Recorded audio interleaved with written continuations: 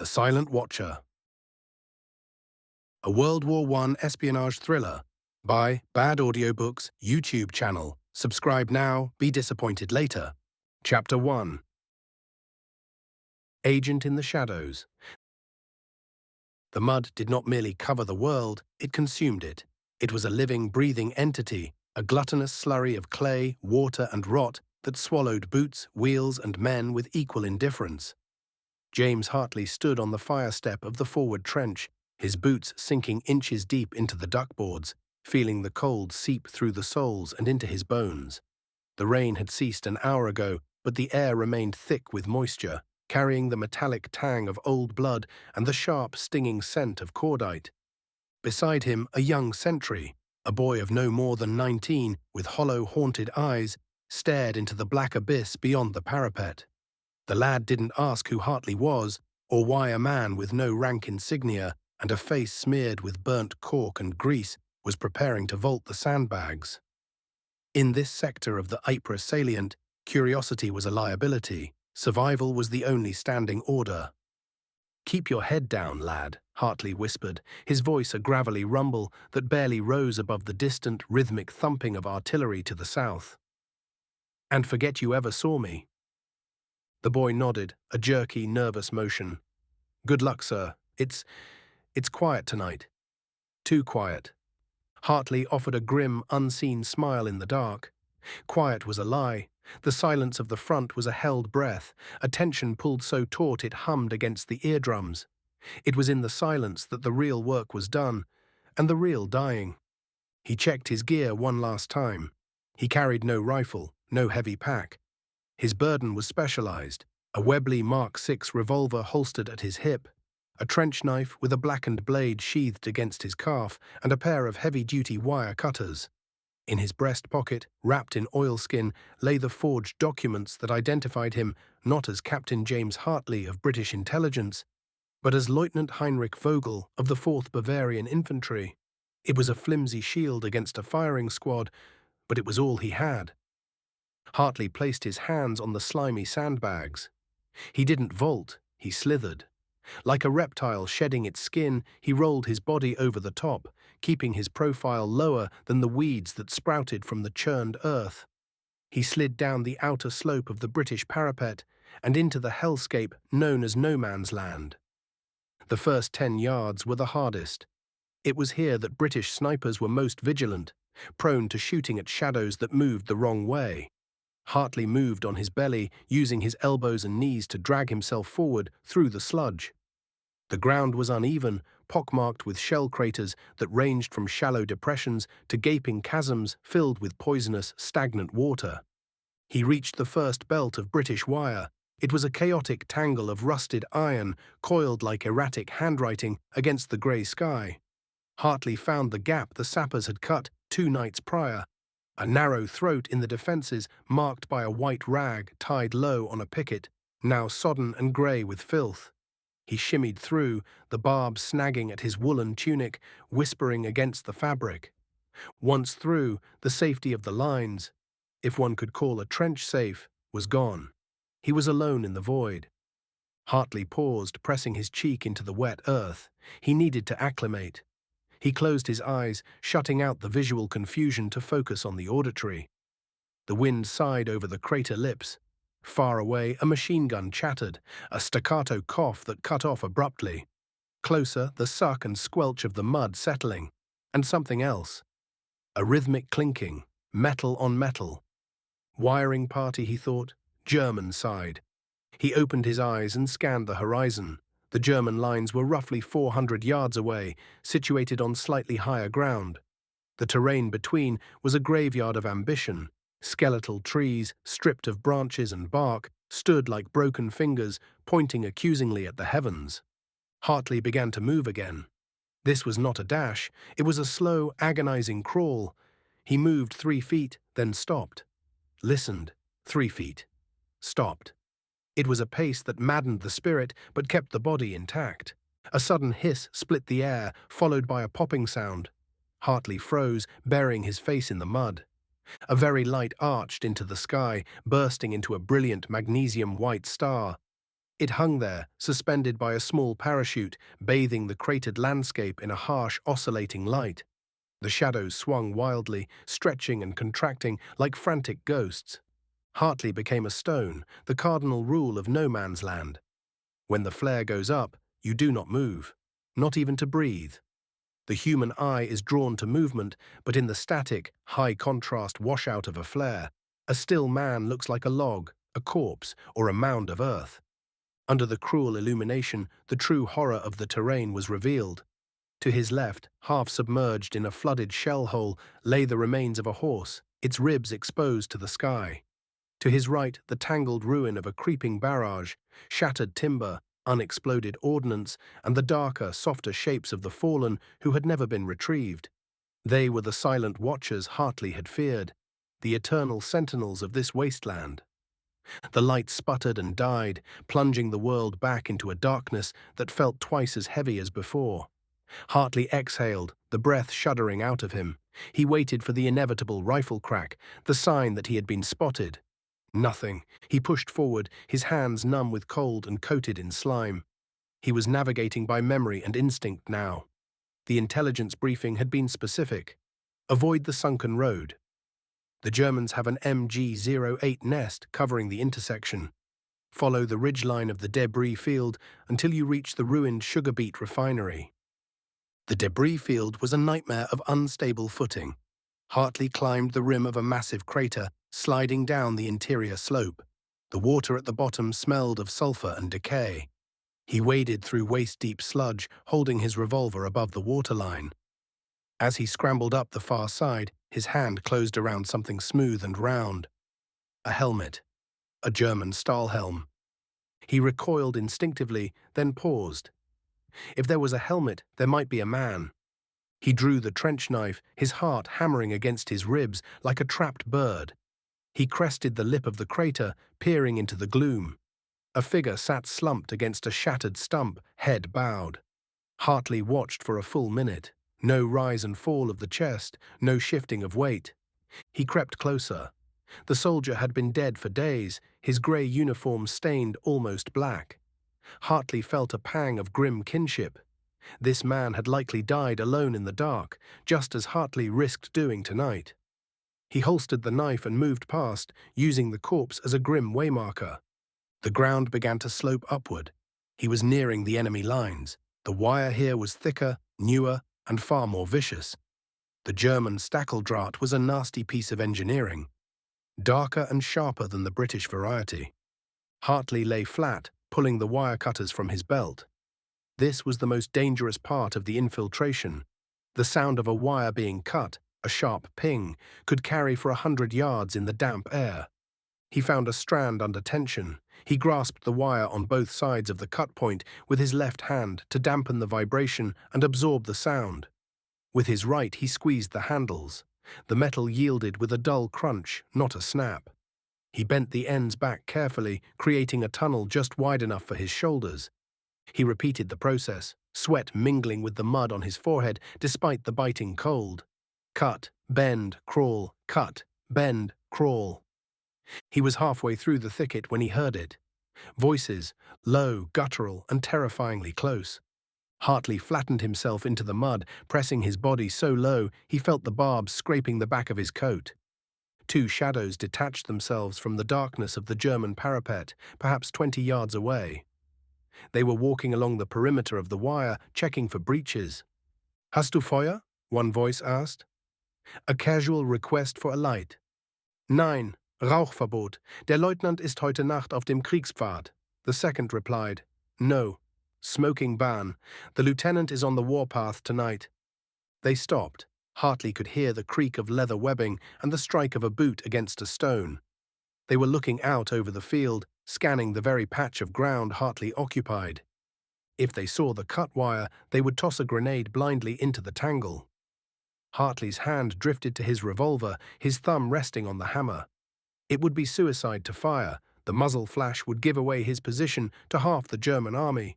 But he would not die without a fight. The first soldier sighed, a sound of profound exhaustion. "Ich hasse diesen Ort. Es stinkt nach Tod." "Es ist Krieg, Hans." "Alles stinkt," the second muttered. They lingered for an eternity. A rat scurried over Hartley's legs, its claws pricking through his trousers. He bit the inside of his cheek to stifle a flinch. The rodent paused on his calf, weighing him, then darted away into the wire. "Come, Whiter," the second soldier said finally. "Come, keep moving." The footsteps receded, squelching softly into the distance. Hartley let out a breath he didn't know he was holding. His muscles were trembling, the adrenaline rush leaving him weak. He forced himself to move. He couldn't stay here. If they looped back, they might see the breach. He finished cutting the last strand and rolled out of the wire, dropping into a shallow drainage ditch that ran parallel to the German trench line. He was inside the outer perimeter. The air here smelled different. Still foul, but with distinct notes of German tobacco and rye bread. The scent of the enemy's domestic life amidst the slaughter. He checked his compass, shielding the radium dial with his hand. He needed to move east, toward a sector of the line that intelligence claimed was held by a reserve unit. Troops less likely to be on high alert than the stormtroopers. He moved in a crouch now, the ditch providing cover up to his waist. He passed a listening post, a sap dug out into no man's land, where he could hear the heavy breathing of a sentry who had likely fallen asleep. Hartley moved with the silence of a ghost, placing each foot with deliberate precision. The terrain shifted again as he approached the ruins of the sugar beet refinery. It was a skeletal monument of brick and twisted iron girders, looming out of the dark. This was his insertion point. According to the dossier, a drainage pipe beneath the refinery's foundation led into the rear support trenches. It was a desperate route, likely rat-infested and prone to flooding, but it was the only way to bypass the secondary line of defense without being challenged. Hartley reached the edge of the ruins. The brickwork had been pulverized into red dust that coated the mud. He found the entrance to the pipe half obscured by a fallen beam. It was narrow, dark, and smelled of vile, stagnant water. He hesitated. Once he entered that pipe, there was no turning back. He would emerge behind enemy lines, surrounded by thousands of men who would kill him on sight. The weight of his mission settled on his shoulders. The stolen documents, the false identity, the lives depending on the intelligence he was to gather. He thought of the young sentry back in the British trench. "Keep your head down, lad." "Time to disappear," Hartley whispered to himself. He holstered his weapon, dropped to his knees, and crawled into the black mouth of the pipe. The darkness swallowed him whole, the sound of the artillery muffling to a dull throb. The mud of no man's land was behind him, but the true danger lay ahead. He was no longer James Hartley. He was a lie made flesh, a virus entering the bloodstream of the enemy. The tunnel was claustrophobic, the walls slick with slime. Hartley pulled himself forward, inch by inch, the water rising to his chest. He could hear the scuttling of unseen things in the dark, but his mind was already projecting forward, rehearsing the German phrases he would need, visualizing the demeanor of Lieutenant Heinrich Vogel. He had crossed the valley of death. Now he had to survive the world of the living. Asterisk, asterisk, asterisk. Hartley emerged from the pipe 20 minutes later, gasping for air that didn't taste like sewage. He was in a deep, reinforced trench, the walls shored up with heavy timber and corrugated iron. It was darker here, the ambient light of the flares blocked by the high parapets. He checked himself. He was covered in filth, but so was every man at the front. The mud was the great equalizer. It masked the cut of a uniform and the quality of cloth. He scraped the worst of the slime from his insignia, the Bavarian markings he had sewn on himself 3 days ago. He moved down the trench, adopting a gait of weary authority. He was no longer sneaking. He was walking as if he owned the ground beneath his feet. He turned a corner and nearly collided with a figure emerging from a dugout. A German officer, tall, with a stiff collar and the distinct silhouette of a Pickelhaube helmet, though the spike had been removed for field use. The officer stepped back, startled, his hand dropping to his belt. A flashlight clicked on, the beam hitting Hartley squarely in the face. Hartley blinked, raising a hand to shield his eyes, fighting every instinct to draw his own weapon. "Wer ist da? Identifizieren Sie sich," the officer barked. "Who is there? Identify yourself." Hartley straightened his spine. He let the exhaustion show in his voice, but also the arrogance of an officer who had seen too much to be questioned by a rear echelon commander. Lieutenant Vogel, Hartley replied in flawless Bavarian German, tinged with the annoyance of a man interrupted. 4th Infantry. I was separated from my patrol during the barrage. I am looking for the communication trench to Sector 7. The light played over Hartley's face, searching for fear, for deceit. Hartley held the man's gaze, his eyes hard and cold. He channeled the memory of the dead man in the crater, the cold logic of the wire cutters, the silence of the watcher. The officer hesitated. The mud on Hartley's uniform was fresh, consistent with a man who had been out in the hell of the craters. The weariness in his eyes was genuine. The beam lowered. Sector 7 is 2 kilometers east, Lieutenant, the officer said, his tone softening slightly, though suspicion lingered at the edges. You are far off course. The fog of war, Major, Hartley said, giving a stiff, cursory salute. It blinds us all. Indeed, the officer muttered. Make haste. The British are planning something. We can all feel it. I know, Hartley said, stepping past him, deeper into the labyrinth. I just came from there. He walked away, his back prickling, waiting for the shout, the order to halt. It never came.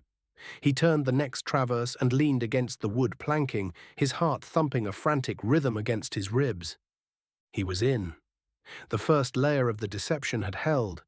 But as he looked down the long, twisting throat of the German trench system, seeing the flicker of candles in dugouts and hearing the murmur of enemy soldiers discussing their sweethearts and their suppers, James Hartley realized the magnitude of his solitude. He was a single drop of poison in an ocean. And the tide was just beginning to turn. Chapter 2. Crossing the Divide. The air in the trench smelled of wet chalk, unwashed bodies, and the distinct copper tang of fear. It was a smell James Hartley had known for 2 years, but tonight it seemed to cling to the back of his throat with a suffocating heaviness. He stood on the fire step, his boots sinking slightly into the duckboards that had begun to rot under the relentless damp of the Flanders autumn. Above him, the sky was a bruised purple, heavy with clouds that obscured the moon, a small mercy for the task at hand.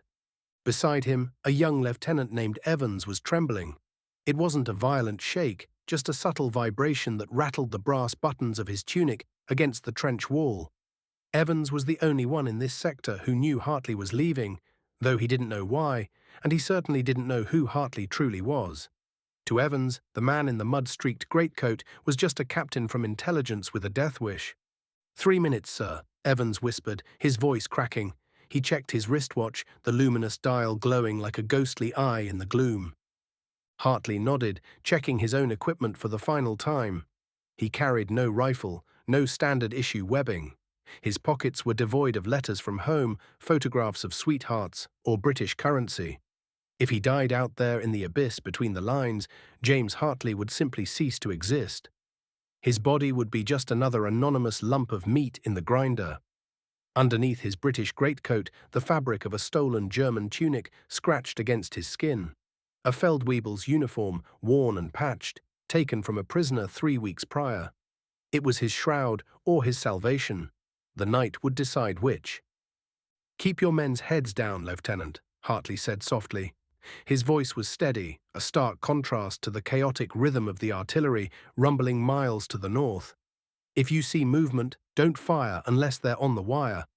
I don't want a stray Lewis gun burst clipping me before I even start. We'll keep watch, sir. Good luck. Hartley didn't believe in luck. He believed in preparation, and he believed in the mistakes of others. He placed a hand on the sandbagged parapet. It was slick with slime.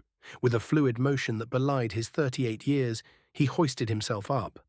For a heartbeat, he was silhouetted against the dark sky, a target for every sniper from Ypres to the Somme, and then he rolled over the top, sliding down the muddy embankment into the wasteland. He lay still for a long time. This was the first rule of the void: patience. The transition from the relative safety of the trench to the exposed hellscape of no man's land required a physiological shift. He had to slow his heart rate, force his pupils to dilate, and tune his ears to the specific frequencies of the night. He lay in the mud, feeling the cold seep through his layers, waiting for the landscape to settle around his intrusion. The ground here was churned into a chaotic ocean of frozen earth. Shell craters, some fresh and jagged, others old and filled with fetid water, dotted the terrain like pox scars. The skeletal remains of trees jutted out of the gloom, their branches stripped bare, looking like grasping skeletal fingers. Hartley began to crawl. He moved on his elbows and knees, keeping his profile lower than the jagged ridges of the earth. The mud was not just dirt and water, it was a paste of debris, shrapnel, and biological decay. It sucked at his limbs with a greedy, viscous sound every time he moved. Squelch, drag, pause, listen. 10 yards out, he reached the British wire. It was a tangled mess of rusted iron barbs, coiled in heaps where artillery had failed to cut it properly. Hartley knew the path. He had memorized the aerial reconnaissance photographs until they were burned into his retinas. There was a gap here, a narrow corridor where a patrol had gone out 2 nights ago and cut a zigzag path. He found the guide tape left by the sappers, a thin white ribbon nearly invisible in the mud, and followed it, twisting his body like a snake to avoid the barbs that sought to tear his coat and flesh. A metal tin clattered somewhere to his left. Hartley froze. He became a statue, face pressed into the wet earth, breath held in his lungs until they burned. A flare shot up from the German lines, a distinct thump followed by a hiss. The world was suddenly bathed in a brilliant magnesium-white light. The shadows danced violently, swinging long and sharp behind every mound of dirt. In that terrible illumination, the landscape was revealed in all its grotesque detail. The bloating corpse of a horse, the shattered wheel of a gun carriage, and the twisted forms of men who had never made it back. Hartley didn't blink. The trick with flares was not to hide, but to remain absolutely immobile. The human eye, especially a tired sentry's eye, was drawn to movement. If he stayed still, he was just another lump of debris. The flare hung in the sky for an eternity, swaying on its small parachute before fizzling out and plunging the world back into a darkness that felt twice as deep as before. He waited another 30 seconds, letting his vision recover before moving again. He was in the middle ground now, the true no-man's land. This was the point of no return. Here the silence was heavy, broken only by the wind whistling through the wire and the distant rhythmic thudding of a machine gun traversing a sector miles away. He found a deep shell crater, the bottom filled with oily water, and slid into it. This was the changing room. With efficient, practiced movements, Hartley stripped off his British greatcoat. The cold bit into him instantly. He rolled the coat into a tight ball, weighting it with a heavy stone he found in the mud, and shoved it deep into the slurry at the bottom of the crater. He adjusted the German tunic, buttoning it to the neck, and checked the pockets. A paybook for Heinrich Weber, a crumpled letter in German script, stained with coffee, a packet of cheap cigarettes. He smeared more mud onto his face and hands, masking the pale skin, and rubbed the grime into the fabric of the uniform to age it further. James Hartley was gone. Heinrich Weber climbed out of the crater. The German wire was formidable. The enemy engineers were efficient. Their wire was thicker, the barbs longer and more viciously sharp. There were no guide tapes here. Hartley had to rely on the intelligence reports of a gap near a destroyed pillbox, a concrete tomb that leaned drunkenly to the east. He spotted the pillbox, a dark geometric shape against the grey horizon. He crawled toward it, the ground becoming harder, more chalky. Suddenly, a sound stopped him cold, a cough. It was wet, suppressed, and terrifyingly close. Hartley flattened himself. He was 20 yards from the German parapet. The cough had come from a listening post, a sap dug forward into no man's land where 2 or 3 soldiers would sit for hours, straining to hear exactly what Hartley was doing. He peered into the gloom, a slight depression in the ground ahead, camouflaged by a sheet of corrugated iron and sandbags. He could see the faint outline of a helmet, the distinctive coal scuttle shape of the Stahlhelm. He had a choice. He could circle wide, risking the unknown terrain and the time it would take, or he could slip past them, practically under their noses. He chose the latter. The wire was thicker further down the line. Inch by inch, Hartley pulled himself forward. The mud here was less deep, which was both a blessing and a curse. It was easier to move, but harder to move silently. His knee scraped against a spent shell casing. He froze, waiting for the shout, the shot. Nothing, just the murmuring of voices. He was close enough now to hear them, two men, speaking in low, tired tones, Bavarian accents. They were complaining about the rations, about the coffee that tasted like acorn water. It was a mundane, human conversation happening in the antechamber of hell. Hartley moved to the right of the post. He was so close he could smell the tobacco smoke from a shielded pipe. He watched the sentry's head turn, scanning the darkness. The man looked directly at the patch of shadow where Hartley lay. Hartley's hand drifted to the trench knife at his belt. It was a triangular blade, nasty and silent. He didn't want to use it. A dead sentry would raise the alarm within the hour. A missing sentry was even worse. He needed them to remain bored and oblivious. A rat, fat and bold on a diet of corpses, scurried across the back of Hartley's legs. It took every ounce of his discipline not to flinch. The rat darted toward the listening post, chittering. The German soldier hissed and threw a clod of dirt at the rodent. "Verdammte Ratten," he muttered. The distraction was minuscule, but it was enough. Hartley surged forward, dragging himself 10 feet, then another 10, until the listening post was behind him. He let out a breath he didn't realize he'd been holding. He was at the main wire now. He lay on his back, looking up at the metal thicket. He found the breach he had been looking for, a section where a heavy mortar shell had landed, blasting the stakes out of the ground and creating a tunnel of twisted metal. It was a tight squeeze. He had to worm his way through, the barbs catching on his tunic, snagging the wool. He moved with agonizing slowness, unhooking the fabric carefully each time it caught. A rip would be noticed. A tear in the wrong place could betray him. Halfway through the wire, his hand landed on something soft. He looked down. In the darkness, the face of a soldier stared back at him. A German boy, eyes wide and glassy, mouth open in a silent scream. He had been dead for days, caught in the wire, preserved by the cold. Hartley stared into the dead eyes, feeling a jolt of kinship. They were both caught in the web now. He used the boy's shoulder as a pivot point to push himself through the final coil of wire. He rolled out onto the lip of the German trench. The parapet here was well maintained, reinforced with woven wattle. He lay on the parados. The back wall of the trench was too risky, and listened. The trench below was alive. Unlike the hushed tension of the listening post, the main line had a rhythm. He heard the clatter of equipment, the heavy tread of boots on duckboards, a distant officer shouting orders. He needed a moment of chaos, a gap in the traffic. He lay exposed on the lip of the trench for 10 minutes. The cold was now a physical pain, a dull ache in his joints. His mind began to wander, a dangerous side effect of the adrenaline crash. He forced himself to focus. "You are Heinrich Weber. You are a transfer from the 4th Reserve. You got separated from a carrying party. You are lost." Footsteps approached, a heavy patrol judging by the sound. He pressed his face into the dirt. They passed below him, the tops of their helmets inches from his boots. "Did you hear about the sector to the south?" one voice asked. "Gas," another replied grimly. "The British used the cylinders again." As their voices faded, Hartley saw his chance. The trench was empty for a stretch of 20 yards. He slid legs first over the edge, controlling his descent with his forearms, and dropped silently onto the duckboards. The sensation of landing was jarring.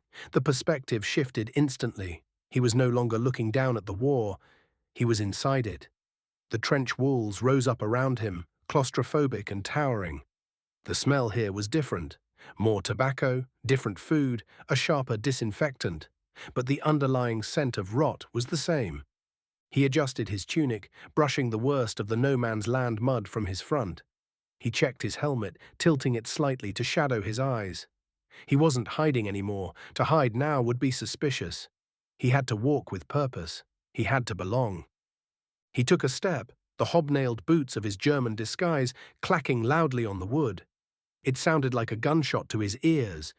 He forced himself to walk. 1 step, 2. He rounded a traverse, a jagged turn in the trench designed to stop shrapnel traveling down the line, and walked straight into a figure emerging from a dugout. The man was an unteroffizier, a non-commissioned officer with a thick mustache and eyes that looked like granite chips. He stopped, blocking Hartley's path. A lantern hung from a nail on the dugout frame, casting a sickly yellow light over both of them.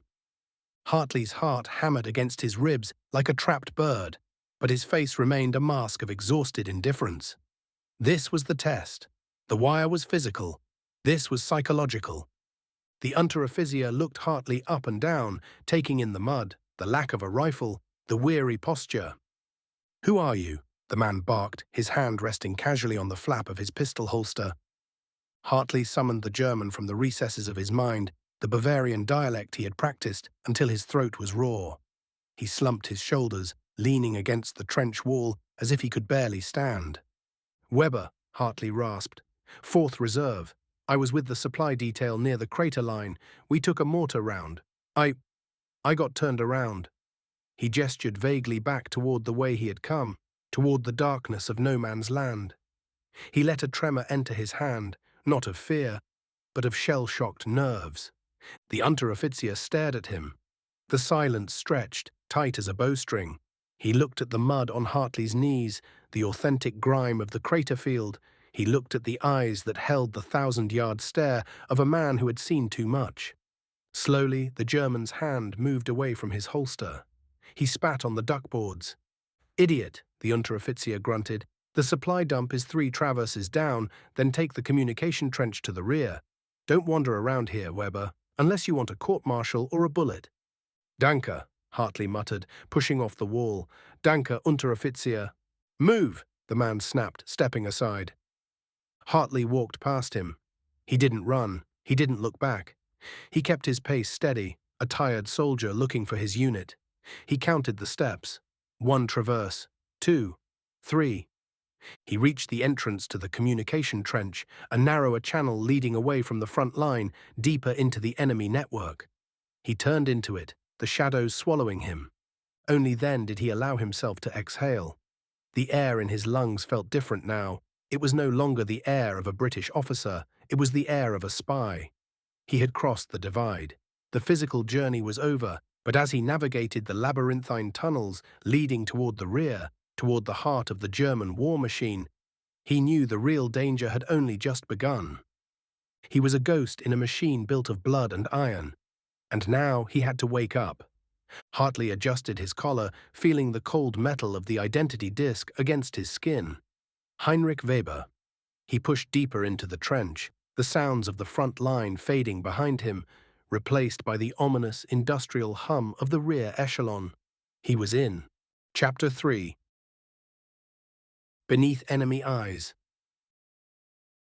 The mud, Hartley decided, was the only neutral party in this war. It did not care for flags or kaisers or kings. It swallowed English leather and German boots with the same voracious, sucking indifference. He stood in the reserve trench, the heavy grey wool of the Feldgrau tunic scratching at his neck, damp and smelling of wet dog and stale tobacco. He was no longer James Hartley, captain of the Royal Fusiliers and servant of His Majesty's intelligence. He was Gefreiter Hans Weber, a runner for the 16th Bavarian Reserve Regiment, separated from his unit during the chaotic shelling that had ravaged the sector the previous night.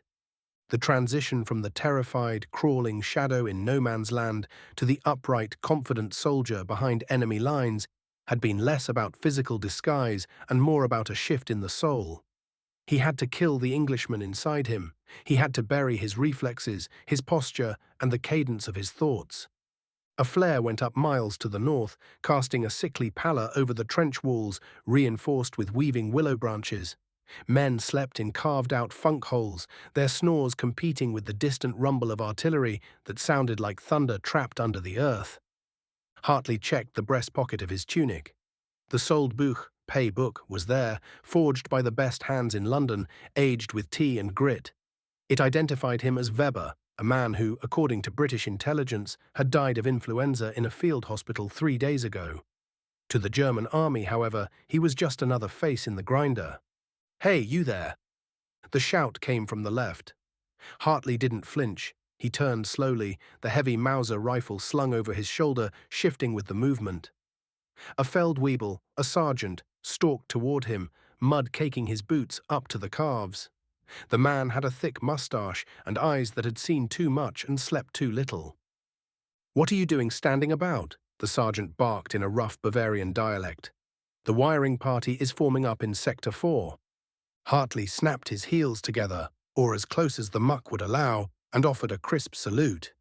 He channeled the accent he had perfected during his university years in Munich, softening the consonants, rounding the vowels. Begging the sergeant's pardon, Hartley said, his voice steady, pitched low to hide any tremor. I am a runner for Major Vogel. I have dispatches for the rear echelon at Saint-Quentin. My motorcycle took shrapnel near the crossroads. I was ordered to proceed on foot to the supply depot. The sergeant narrowed his eyes, looking Hartley up and down. He scrutinized the uniform. Dirty, yes, but consistent with the hellscape they lived in. He looked at the kit. Standard issue. Then he looked at Hartley's face. Vogel? The sergeant grunted. The old man is still screaming for reports while we eat dirt? The war waits for no one, Feldwebel, Hartley replied, adding a weary, conspiratorial half-smile. The sergeant spat into the duckboards. Go on then. But keep your head down. The Tommies have a sniper watching the rise near the crucifix. Danke. Hartley turned and walked away. He did not run. He did not look back. Every muscle in his back twitched, anticipating the crack of a Luger or the shout of realization, but the sergeant merely turned back to harangue a group of privates digging out a collapsed dugout. Passing through the communication trenches was like navigating the intestines of a dying beast. The deeper he went into the German lines, the more the atmosphere shifted. The frantic terror of the front line gave way to a grim industrial determination. He passed artillery caissons being dragged by heaving skeletal horses, their sides steaming in the cold night air. He passed field kitchens smelling of cabbage and sausage, a scent that made his stomach cramp with hunger. His destination was the village of Le Cateau, a few miles behind the front. It was currently serving as a logistics hub and resting point for officers rotating off the line. It was also where the ploughman was waiting. The walk took 2 hours. By the time the ruins of the village emerged from the gloom, dawn was threatening the eastern horizon, painting the sky in bruises of purple and grey. Le Cateau had been shelled, but not obliterated. Roofs were missing and walls were pockmarked, but the skeleton of the town remained. Hartley moved toward the town square. German staff cars were parked in rows, and officers in clean uniforms smoked cigarettes on the steps of a commandeered chateau. He kept to the shadows, adopting the weary slouch of a soldier seeking a billet. He found the designated meeting place down a narrow alleyway that smelled of refuse and unwashed bodies. It was a cellar entrance beneath a bakery that had lost its upper floor. A crude sign painted on a slat of wood read Gasthaus zur Ruhe, Inn of Rest. He descended the stone steps. The air inside was thick with smoke and the smell of cheap wine. Soldiers sat at makeshift tables made of crates, playing cards or staring blankly into their tin cups. Hartley scanned the room. In the corner, wiping down a table with a rag that was greasier than the wood, was an old man with a stoop and a face like a dried apple. He wore a faded blue smock, typical of the French peasantry, but his eyes were sharp, darting around the room with the alertness of a prey animal. This was Elias, the ploughman. Hartley approached the bar, where the old man retreated to rinse a glass. Schnapps, Hartley said, placing a coin on the counter. He tapped the coin twice, then once. Elias didn't look up. He poured a clear, oily liquid into a glass and slid it across the wood. The vintage is poor this year, the old man muttered in German, though his accent was heavily French. The frost took the vines early. The frost takes everything eventually, Hartley replied, the code phrase tasting like ash in his mouth. Elias paused, his hand hovering over the rag. He glanced left and right, ensuring the soldiers nearby were too engrossed in their card game to listen. The cellar, he whispered, barely moving his lips. Get a bucket. Pretend you are fetching coal. Hartley downed the schnapps. It burned like gasoline, and grabbed a rusted scuttle from the side of the bar. He moved toward the back door, stepping into a dark storage room filled with barrels and coal dust. A moment later, the door creaked, and Elias slipped in, closing it softly behind him. The old man's demeanor changed instantly. The servitude vanished, replaced by a steely, frightened intensity. You are late, Elias hissed, switching to English, his voice a low rasp. I thought you were dead in the wire. Close enough, Hartley said, leaning against a stack of wine crates. "I'm in. My cover is holding. What is the situation?" Elias rubbed his face with calloused hands. "It is worse than London thinks, Captain. Much worse." "The troop movements?" "Troops are just pieces on the board," Elias spat. "I am talking about the players. You are not just looking for battle plans, Hartley. You are stepping into a nest of vipers that spans both sides of this trench." Hartley frowned. "Explain." Elias moved to a loose brick in the wall, prying it open with a knife. He extracted a small, tightly rolled slip of paper, but he didn't hand it over immediately. He held it to his chest. "I have been watching the staff officers who come here," Elias said. "The ones from the intelligence corps. They talk when they are drunk. They boast. There is a network, Hartley. They call it das Spinnennetz, the spider web. A spy ring. More than that, it is a market." Elias stepped closer, the smell of stale wine on his breath. "They are not just gathering information on British troops, they are trading it. I heard a major last night. He was laughing. He said he knew the exact time of the Somme offensive 3 days before the first whistle blew. He said the information didn't come from a scout or a prisoner." Hartley felt a chill that had nothing to do with the damp cellar. "Where did it come from?" "It came from London," Elias whispered. "From inside Whitehall." Hartley stiffened. "That's impossible. High Command is secure." "Nothing is secure," Elias snapped. "That is what I am trying to tell you. This mission you are on, you think you are here to steal maps. You are here to find the leak. And the leak is feeding a monster." He handed the scroll to Hartley. "This is what you came for. The location of the forward command post where General von Kress keeps his private communiques. It is in a bunker under the rail yard, 2 miles east. But be warned." Hartley took the paper, tucking it into his boot. "Warned of what?" "There is a woman," Elias said, his voice dropping even lower. "I have seen her come and go from the general's quarters. She wears no uniform, but the officers salute her. They call her Die Elster, the magpie." "A German agent?" "Maybe. Maybe something else. She moves like smoke. I heard her speaking English as well as you do. Better, perhaps?" Elias gripped Hartley's arm, his fingers digging into the wool tunic. "If this spiderweb exists, she is sitting at the center of it. She knows things, Hartley. She looks at a man and sees his secrets." "I'll keep my distance," Hartley said, though his mind was already racing. "A double agent? A mole handler?" "You cannot keep your distance," Elias said grimly, "because to get the codes you need, you have to go through the rail yard, and that is where she hunts."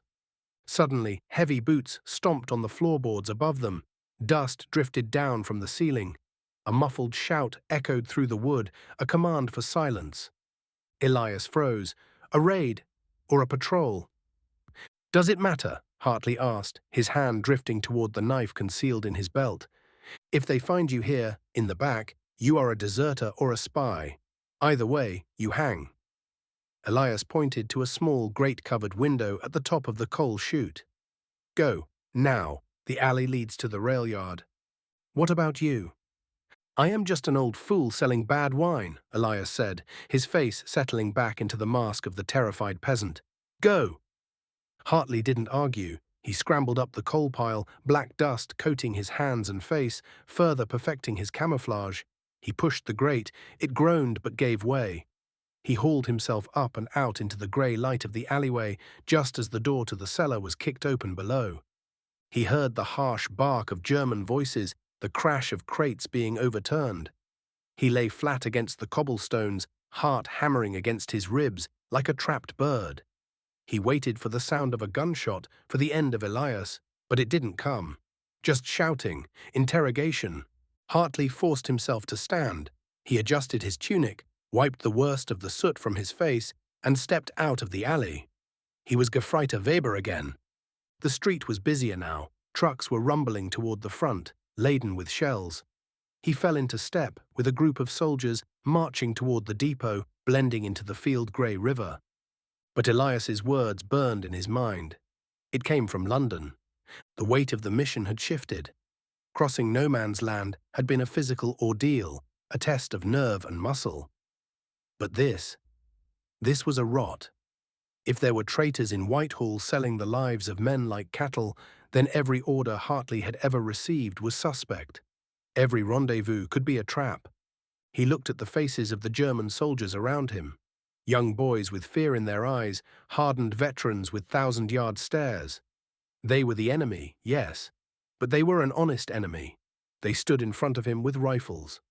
The real danger, Elias had suggested, was standing behind him, back in the safety of the offices he had sworn to protect. Hartley checked the sun's position. He had to make it to the rail yard before midday. He had to find the bunker, and he had to find out who, or what, the Magpie was. He turned a corner and nearly collided with a staff car forcing its way through the muddy street. Hartley jumped back, splashing into a puddle, cursing in Bavarian. The car slowed. In the rear seat, behind the rain-slicked glass, a figure turned to look at him. It was a woman. She wore a high-collared coat of dark fur, starkly out of place amidst the gore and grime of the front. Her face was pale, her features sharp and striking, framed by dark hair pinned severely back. But it was her eyes that arrested him. Even through the glass, they seemed to lock onto his, piercing through the disguise, through the dirt, through the lie of Gefreiter Weber. She didn't smile. She simply watched him, her gaze calculating, cool and terrifyingly intelligent. Then the car accelerated, spraying mud as it roared toward the rail yard. Hartley stood frozen for a second, the image of her face seared into his memory. He didn't need Elias to tell him who that was. He knew with a certainty that made his blood run cold. He had just looked into the eyes of the Magpie, and she had looked back. He adjusted his rifle strap, lowered his head against the wind, and began to walk toward the rail yard. The game had truly begun. Chapter 4. A Web of Lies. The rain in occupied France did not wash things clean. It merely churned the world into a viscous grey slurry that coated boots, souls, and secrets alike. James Hartley stood by the window of the requisitioned Château de Saint-Omer, watching the relentless downpour hammer against the glass. In the reflection, he did not see James Hartley, British intelligence officer. He saw Obergefreiter Hans Weber, a logistics clerk with a slight limp from a fabricated injury at the Somme and a penchant for keeping his head down. The uniform scratched at his neck, the coarse Feldgrau wool a constant physical reminder of the lie he was living. It had been 3 days since his contact in the village. A nervous baker with shaking hands had warned him of the network. "It is not just soldiers you must fear," the old man had whispered, pressing a stale loaf into Hartley's hands. "The walls have ears, and the shadows have teeth." Hartley turned away from the window. The room was a makeshift office, formerly a parlor for French aristocracy, now filled with filing cabinets, cigarette smoke, and the ceaseless clatter of typewriters. The air smelled of wet dog and stale coffee. His task was mundane, sorting supply requisitions for the Fourth Army. It was the perfect cover. Nobody looked twice at the man counting tins of beef and replacement boots. But the mundane was merely the skin of the fruit. The rot lay closer to the core. For 2 days, Hartley had been tracking the movements of a particular dispatch rider who arrived every evening at 1800 hours sharp. The rider bypassed the general logistics office and went straight to the heavy oak doors at the end of the hall, the office of Colonel von Raker. Hartley glanced at the clock on the wall. 17:55. He gathered a stack of requisition forms, his fingers brushing against the hidden pocket in his tunic where a small flat blade rested. He didn't intend to use it, but intent was a luxury in his line of work. He walked with his practiced limp, moving toward the hallway just as the heavy front doors of the chateau groaned open. The rider entered, shaking water from his oilskin coat like a wet terrier. He carried a leather satchel locked with a brass clasp. Hartley busied himself at a filing cabinet in the corridor, sliding a drawer open and shut, feigning frustration. "Damn filing system," Hartley muttered in flawless German, tinged with a Bavarian accent he had perfected over 6 months of training. The rider ignored him, marching past with the singular focus of a man carrying orders from high command. Hartley watched from the corner of his eye. The rider knocked on von Raker's door. A gruff voice answered. The door opened and closed. Hartley waited. He needed to know what was in that satchel. The sheer volume of artillery moving toward the sector suggested an offensive, but the timing was wrong. The ground was too soft for heavy assaults, and the infantry reserves were reportedly depleted. Something else was happening, something that required locked satchels and private audiences. 10 minutes later, the rider emerged, looking relieved, likely heading for the mess hall and a warm drink. But the colonel did not come out. Hartley picked up his stack of papers, orders for winter coats that didn't exist, and approached the secretary's desk, situated outside the colonel's office. The secretary, a corporal named Fisher, with thick spectacles and a tedious disposition, looked up. "Weber, what is it?" "Inventory discrepancy, Fisher. The 12th Regiment is screaming for blankets. The colonel needs to sign off on the reallocation from the reserves, or they'll freeze before they reach the trenches." Fisher sighed, rubbing his temples. "The colonel is reviewing urgent dispatches. He is not to be disturbed." "If I don't get this signed, the major at the depot will have my hide," Hartley said, injecting a note of pathetic desperation into his voice. "Just slip it in the urgent pile, please, Fisher. I have a bottle of schnapps in my billet. It's yours." Fisher's eyes lit up behind the thick glass. Bribery was the truest currency of the war. "Put it on the side table inside, quietly. If he shouts at you, it's your funeral." Fisher buzzed the electric lock. Hartley nodded his thanks, his heart rate remaining dangerously calm. He pushed the door open and stepped into the lion's den. Colonel von Rache was not at his desk. The heavy leather chair was empty, swiveled toward the window. The room was dimly lit by a gas lamp, casting long dancing shadows against the tapestry-covered walls. A map of the Western Front was sprawled across the desk, pinned down by shell casings. Hartley moved silently across the Persian rug. He placed the meaningless forms on the side table, his eyes scanning the room. The colonel was likely in the adjoining washroom. The faint sound of running water leaked through the slightly ajar door on the left. On the desk lay the dispatch. The leather satchel was open. Hartley stepped to the desk, his movements precise. He didn't touch the map. He looked at the document resting on top of the rider's delivery. It was a single sheet of paper, stamped with the red eagle of the General Staff. The text was gibberish. XRTVPLMQZNBG. A cipher, of course, but it wasn't the standard field cipher. The grouping was irregular. Hartley's mind raced. He needed the key. He glanced around the desk. A codebook? A grid? The water in the washroom stopped running. Hartley froze. He had seconds. He couldn't memorize the string. It was too long. He looked at the blotter pad on the desk. Von Rache had been writing. The colonel must have been decoding it when he was interrupted, perhaps by a spill, hence the washroom. On the blotter, faint reversed impressions of ink were visible where a fresh page had been pressed down. And next to the dispatch lay a small, unassuming book, a pocket edition of Goethe's Faust. It was a book cipher. The realization hit Hartley with the force of a physical blow. The irregularity of the groups corresponded to page, line, and word. The doorknob of the washroom turned. Hartley snatched the piece of paper von Rache had been writing on, the decoded message, which was tucked partially under the blotter. No, that was too risky. If it went missing, the alarm would be raised within minutes. Instead, Hartley grabbed a pencil and the notepad sitting openly on the desk. He wasn't trying to copy the code, he was trying to copy the impression left on the blotter. He realized he couldn't do that in time. Panic, cold and sharp, spiked in his chest. He looked at the map. The pins. They weren't clustered around the trenches, they were clustered around the water supply lines and the low-lying valleys of the British sector. The washroom door opened. Hartley spun around, dropping the requisition forms onto the floor with a clumsy scatter. He bent down immediately, scrambling to pick them up, presenting his back to the colonel. "What in God's name are you doing?" von Rache bellowed, toweling his hands. Hartley stood up, clutching the papers to his chest, trembling. The tremble wasn't entirely fake. "Beg pardon, Herr Oberst. Corporal Fisher let me in. The blankets for the 12th. I tripped on the rug. Clumsy. My leg, sir."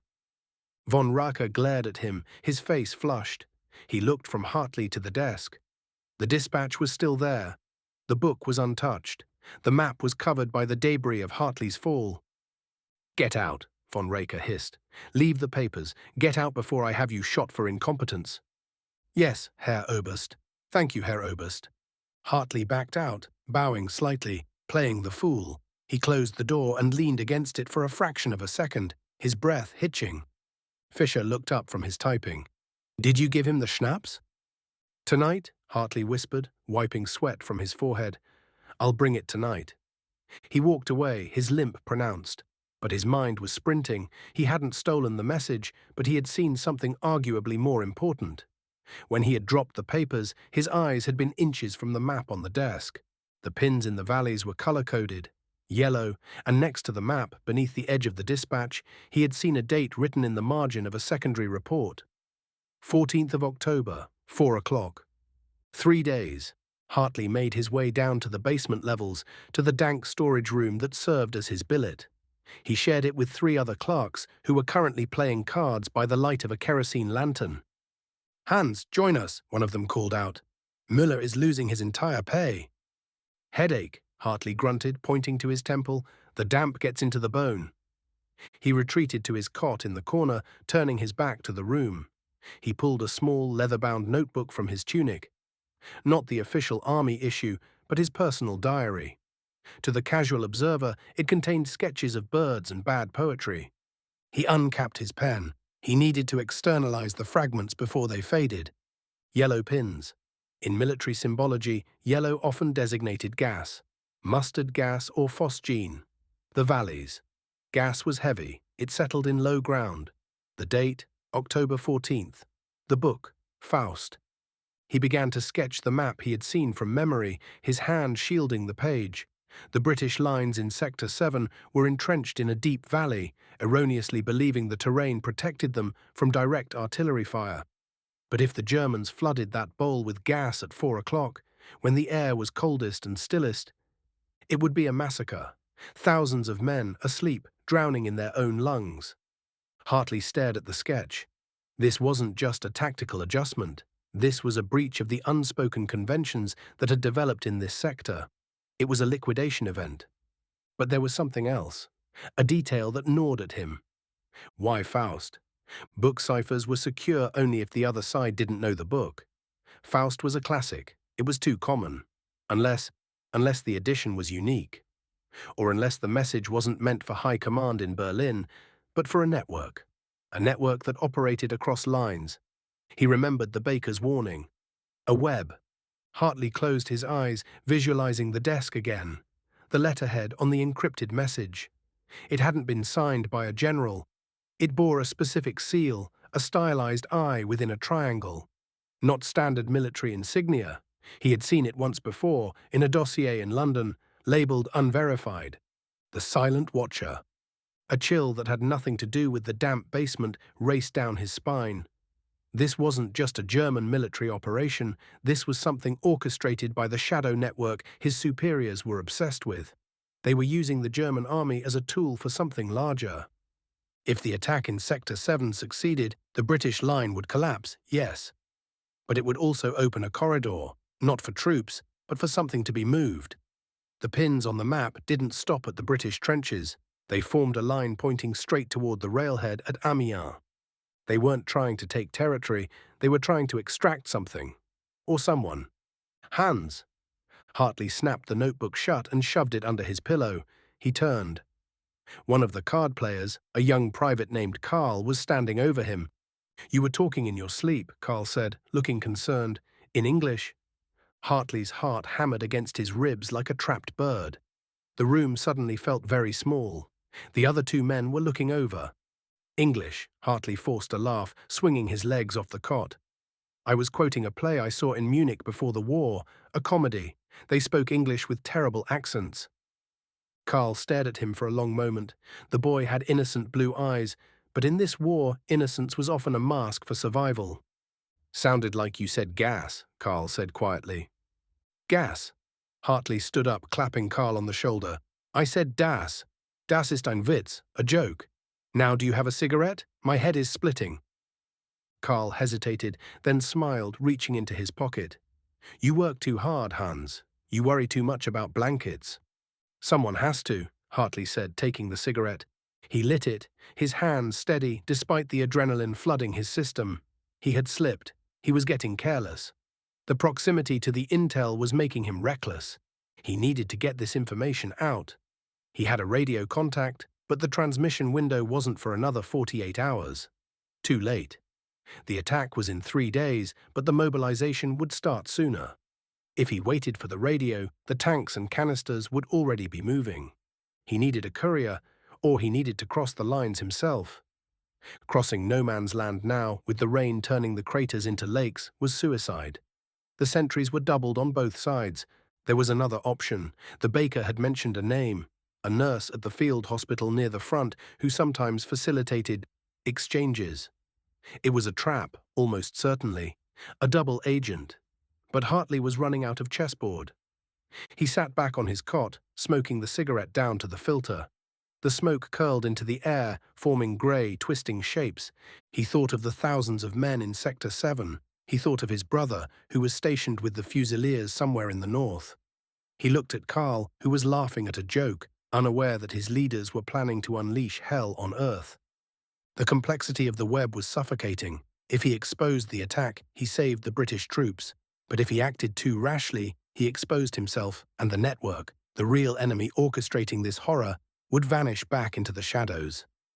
Hartley crushed the cigarette butt under his boot. He had to find the nurse. He had to trust the untrustworthy. He pulled his boots back on. "Where are you going?" Carl asked, looking up from his cards. "Curfew is in 10 minutes. "I forgot the schnapps for Fisher," Hartley lied, buttoning his tunic.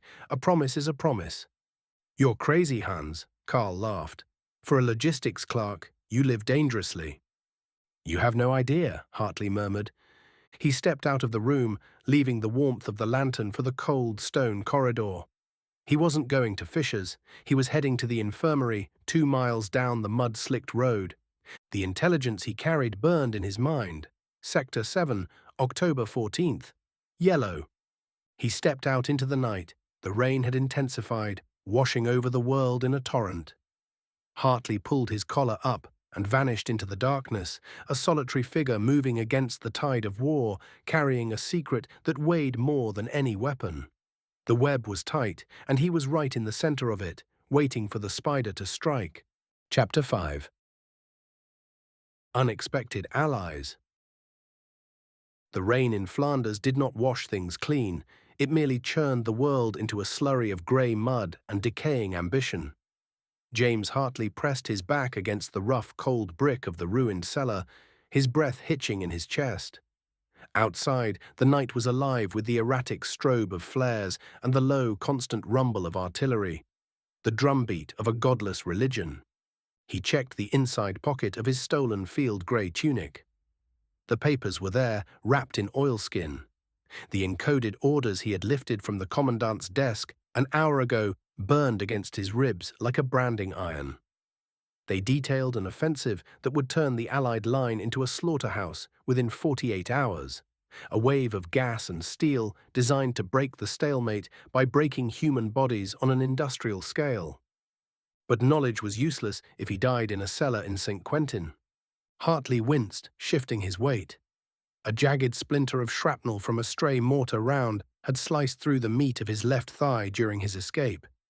It wasn't deep, but it was bleeding sluggishly, soaking the heavy wool of his trousers. He needed to bind it, and he needed a place to hide until the patrols sweeping the village moved on. He peered around the crumbling doorframe. The building above had been a bakery once. Now it was a hollow tooth in a broken jaw.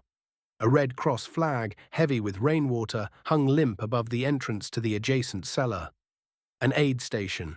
It was the last place a spy should go, and the only place a wounded soldier would naturally drift. Hartley adjusted his helmet, rubbed mud over the fresh blood on his hands to obscure the lack of trench grime, and limped forward. He was no longer James Hartley, British intelligence. He was Gefreiter Hans Weber of the 2nd Bavarian Reserve, separated from his unit, shell-shocked and bleeding. He descended the stone steps, the smell hitting him before the light did, a cloying cocktail of iodine, unwashed bodies, wet wool, and the copper tang of old blood. The cellar was vaulted, lit by the hissing blue-white light of acetylene lamps. Rows of cots filled the space, occupied by silent, shrouded shapes and men moaning in the delirium of fever. Hartley kept his head down, moving toward a shadowed corner where supplies were stacked. He didn't need a doctor, he needed a bandage and 5 minutes of invisibility. "You there, soldier?" The voice was sharp, cutting through the low groans of the wounded. It wasn't a bark of command, but a tone of exhausted authority. Hartley froze. He turned slowly, feigning the dazed lethargy of a man whose nerves had been stripped raw by shelling. Standing by a table laden with surgical instruments was a woman. She wore the stark uniform of a nurse, the white apron stained with rust-colored smears. Her hair was tucked severely beneath a cap, but a few strands of blonde had escaped, plastered to her forehead by sweat. She was striking, not in a conventional sense, but in the way a cliff face is striking, hard, imposing, and beautiful in its severity. "My leg," Hartley rasped in German, pitching his voice to the guttural dialect of the Bavarian highlands. "Shrapnel. I just need a dressing, sister. I must return to the line." The nurse narrowed her eyes. They were a piercing, icy blue, scanning him with a precision that made the hair on Hartley's arms stand up. She didn't look at his leg. She looked at his boots, then his hands, then his eyes. "Sit," she ordered, pointing to a wooden crate. "I can manage—" "I said sit." She walked over, wiping her hands on a rag. "If you get gangrene, you are useless to the Kaiser. Sit." Hartley obeyed, lowering himself onto the crate. He kept his right hand near his hip, inches from the concealed trench knife tucked in his belt. If she raised an alarm, he would have to silence her. The thought sickened him. She was a healer, a non-combatant. But the oilskin packet in his pocket outweighed the morality of a single death. She knelt, taking a pair of shears from her pocket. With efficient, unsentimental movements, she cut away the fabric of his trousers around the wound. Hartley hissed through his teeth as the air hit the raw flesh. "Clean cut," she muttered, reaching for a bottle of disinfectant. "You were lucky. A few inches to the right, and it would have severed the artery." "Luck is the only currency out here," Hartley said, watching the entrance. She poured the stinging liquid over the wound without warning. Hartley gripped the edge of the crate, his knuckles turning white, but he didn't cry out. He had trained himself to divorce his mind from pain, to observe it as a sensation happening to someone else. The nurse paused. She looked up at him, her face inches from his knee. "You do not scream, Gefreiter Weber?" "I am tired of screaming, sister." She began to wind a bandage around his thigh. "Most men scream. Or they curse, or they pray. You do none of these things. You sit very still, like a statue." "Shock," Hartley offered. "Discipline," she corrected. She tied off the bandage and stood up. "And your boots are laced incorrectly for a Bavarian reservist. The knot is the style used by the Prussians, or—" She let the sentence hang in the damp air. Hartley's heart hammered against his ribs, though his face remained a mask of exhaustion. "I lost my boots in the mud at the Somme. I scavenged these from a dead man. I did not ask his regiment." It was a good lie. Plausible. Common. The nurse walked to a small basin and began scrubbing her hands. "And your hands? They are dirty, yes. But the calluses, they are on the trigger finger and the palm from gripping a pistol or a pen. Not a shovel, not a rifle." She turned to face him, leaning her hip against the basin. "You are not a grunt, Gefreiter. You are an officer. Or something else." Hartley stood up slowly, testing his weight on the bandaged leg. The pain was duller now, manageable. He took a step toward her, dropping the facade of the shell-shocked soldier. His posture straightened, his shoulders squaring. "You are observant, sister," he said softly, his German flawless now, stripped of the heavy accent. Dangerous trait for a nurse. "I see what needs to be seen. That is how I save lives." Her gaze dropped to his chest, right where the oilskin packet was hidden. "And I see you are carrying something that makes you very nervous. You check that pocket every 30 seconds. Hartley's hand drifted to the handle of his knife. "I suggest you return to your patients, Fräulein. Forget you saw me." "I cannot do that," she said calmly. "Why? Because of your duty to the fatherland." "Because," she said, her voice dropping to a whisper, "Hauptmann Vogel is coming down the stairs, and if he finds you, he will not just shoot you. He will peel you apart." Hartley spun around. Heavy footsteps clattered on the stone stairs. Voices, harsh, demanding, echoed from the entrance.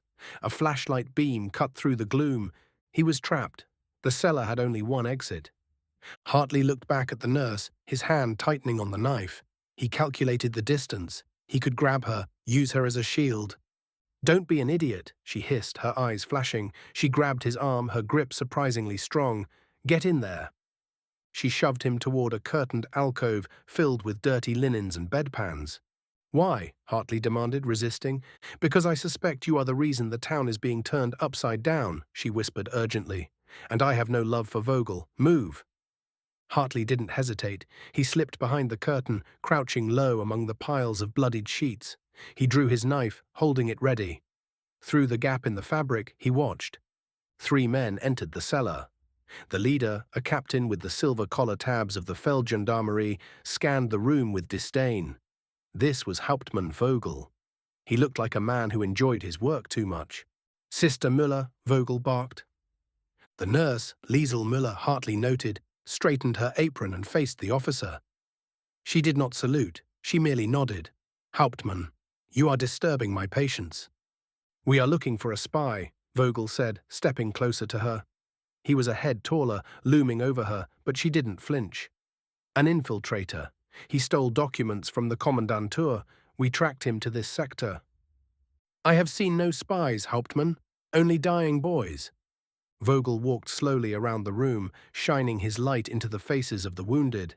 One soldier groaned and turned away from the glare. Vogel kicked the cot. "Wake up. Have you seen a stranger?" "Leave him alone," Liesel snapped. "He has typhus. Unless you wish to catch it, I suggest you step back." Vogel sneered, retreating slightly. He turned his attention back to Liesel. "He would be trying to blend in, someone pretending to be one of ours." "Everyone here is one of ours," Liesel said steadily, "and they are all bleeding. If you want to interrogate them, wait until they can speak without coughing up their lungs." Vogel stepped into her personal space, the leather of his belt creaking. "You are very protective, Sister Müller. Perhaps you are hiding something. I know your history. I know your international upbringing." Hartley held his breath. International upbringing. "My history is irrelevant," Liesel said, her voice like flint. "My loyalty is to these men. Are you going to help me change dressings, Hauptmann, or are you going to get out of my hospital?" For a long moment, the tension in the room was physical, a taut wire ready to snap. Vogel stared at her, searching for a crack. Liesel stared back, her face a mask of bored irritation. Finally, Vogel scoffed. "If I find out you helped him, Müller, I will have you shot against the church wall." "If you don't leave," she countered, "I will report you to the colonel for disrupting medical operations during a crisis." Vogel spat on the floor. "Check the back room," he ordered his men. Hartley tensed. "The back room, the alcove." "The typhus linens are in there," Liesel said quickly, her voice raising just an octave. "It is highly contagious." The soldiers hesitated. They looked at Vogel. "Typhus," one of the soldiers muttered. "I have a family, sir." Vogel glared at the curtain, then at his men. The fear of disease was often stronger than the fear of discipline. Fine, he wouldn't hide in a pile of shit and disease. He turned on his heel. "Move out. Check the ruins to the east." The soldiers scrambled up the stairs, eager to be away from the sickness. Vogel gave Liesel one last lingering look of suspicion before following them. The heavy door slammed shut. Silence returned to the cellar, save for the rhythmic dripping of water and the labored breathing of the wounded. Hartley waited a full minute before stepping out from behind the curtain. He sheathed his knife, his heart rate slowly returning to normal. Liesel Müller was leaning against the table, her head bowed, her hands gripping the edge until her knuckles were white. She let out a long, shaky breath. "You can come out, Englishman," she said without looking up. Hartley approached her slowly. "How did you know?" She turned, her composure rebuilt, though her face was pale. The accent, it was perfect, too perfect. A Bavarian from the Highlands would have swallowed his vowels more when in pain. "You learned it in a classroom, or from a tutor, not from a mother." Hartley stopped a few feet away. "You took a great risk, Fräulein Müller. Why?" "Liesel," she corrected absently. She walked over to a cabinet and pulled out a bottle of schnapps and 2 reasonably clean glasses. She poured a measure into each. Drink. It helps with the leg. Hartley took the glass but didn't drink. He watched her. You didn't answer the question. You saved a spy. That is treason. Liesel took a swallow of the burning liquid and grimaced. She looked at him, and for the first time, Hartley saw the depth of the exhaustion in her eyes. It wasn't just physical fatigue, it was a weariness of the soul. My father was German, she said quietly. My mother was from Kent. I spent my summers in Dover before the world went mad. That explains the English, Hartley said. It doesn't explain the treason. Vogel is a butcher, she said, slamming the glass down. He sends boys, children, over the top into machine gun fire just to gain 10 meters of mud, so he can get a medal. I patch them up, and he sends them back to die. It is a machine, and I am just a mechanic keeping the gears oiled with blood. She looked pointedly at Hartley's pocket. Those papers. The rumor is that Berlin is planning something massive, something that involves chlorine gas on a scale we haven't seen. Hartley hesitated. Trust was a luxury he couldn't afford, yet she held his life in her hands. She could have shouted for Vogel. She hadn't. It's not just chlorine, Hartley admitted, lowering his voice. It's a new mixture, phosgene and something else. They plan to release it along a 10-mile front at dawn on Thursday. It won't just kill soldiers. It will wipe out the villages behind the lines, civilians, French refugees, everyone. Liesel's face hardened. She looked away toward the rows of suffering men. Monsters, she whispered. We have become monsters. Help me stop it, Hartley said. It was an impulsive offer, born of desperation and instinct. He saw something in her, a mirror of his own disillusionment. Liesel laughed, a dry, humorless sound. Help you? I am a nurse, not a saboteur. And you are stuck behind the lines with a limp and the entire German army looking for you. I need to get these papers to the British lines, but I can't walk out of here alone. I don't know the patrol schedules for the inner perimeter. You do. I do, she admitted. I move between the aid stations. I have a pass. Come with me, Hartley urged. Get me past the checkpoints. Once we are in no man's land, I can get us across. Liesel studied him. The flickering light cast deep shadows on her face, making her unreadable. And what makes you think I want to defect? I hate this war, Englishman, but I am not a traitor to my people. Stopping a massacre isn't treason, Hartley said intensely. It's humanity. Those men in the trenches, your people, they will be caught in the blowback if the wind shifts. You know that. She looked at the wounded soldier near them, the one Vogel had kicked. He was barely 18, his face grey with impending death. If I help you, she said slowly, it is not for your king, and it is not for your victory. Then for who? For the silence, she said cryptically, for the end of the noise. She looked back at him, her eyes locking onto his. And because if that gas is released, there will be no washing the blood from my hands ever again. She reached into her pocket and pulled out a folded piece of paper, a travel permit. This pass is for a nurse and an orderly to transport medical supplies to the forward trench at Sector 4. It expires at dawn. Hartley felt a surge of adrenaline that had nothing to do with fear. That's close to the front. We can slip over the parapet during the morning stand to. It is suicide, she said flatly. It's the only way. Liesel sighed, a sound of resignation. She began unbuttoning her bloodied apron.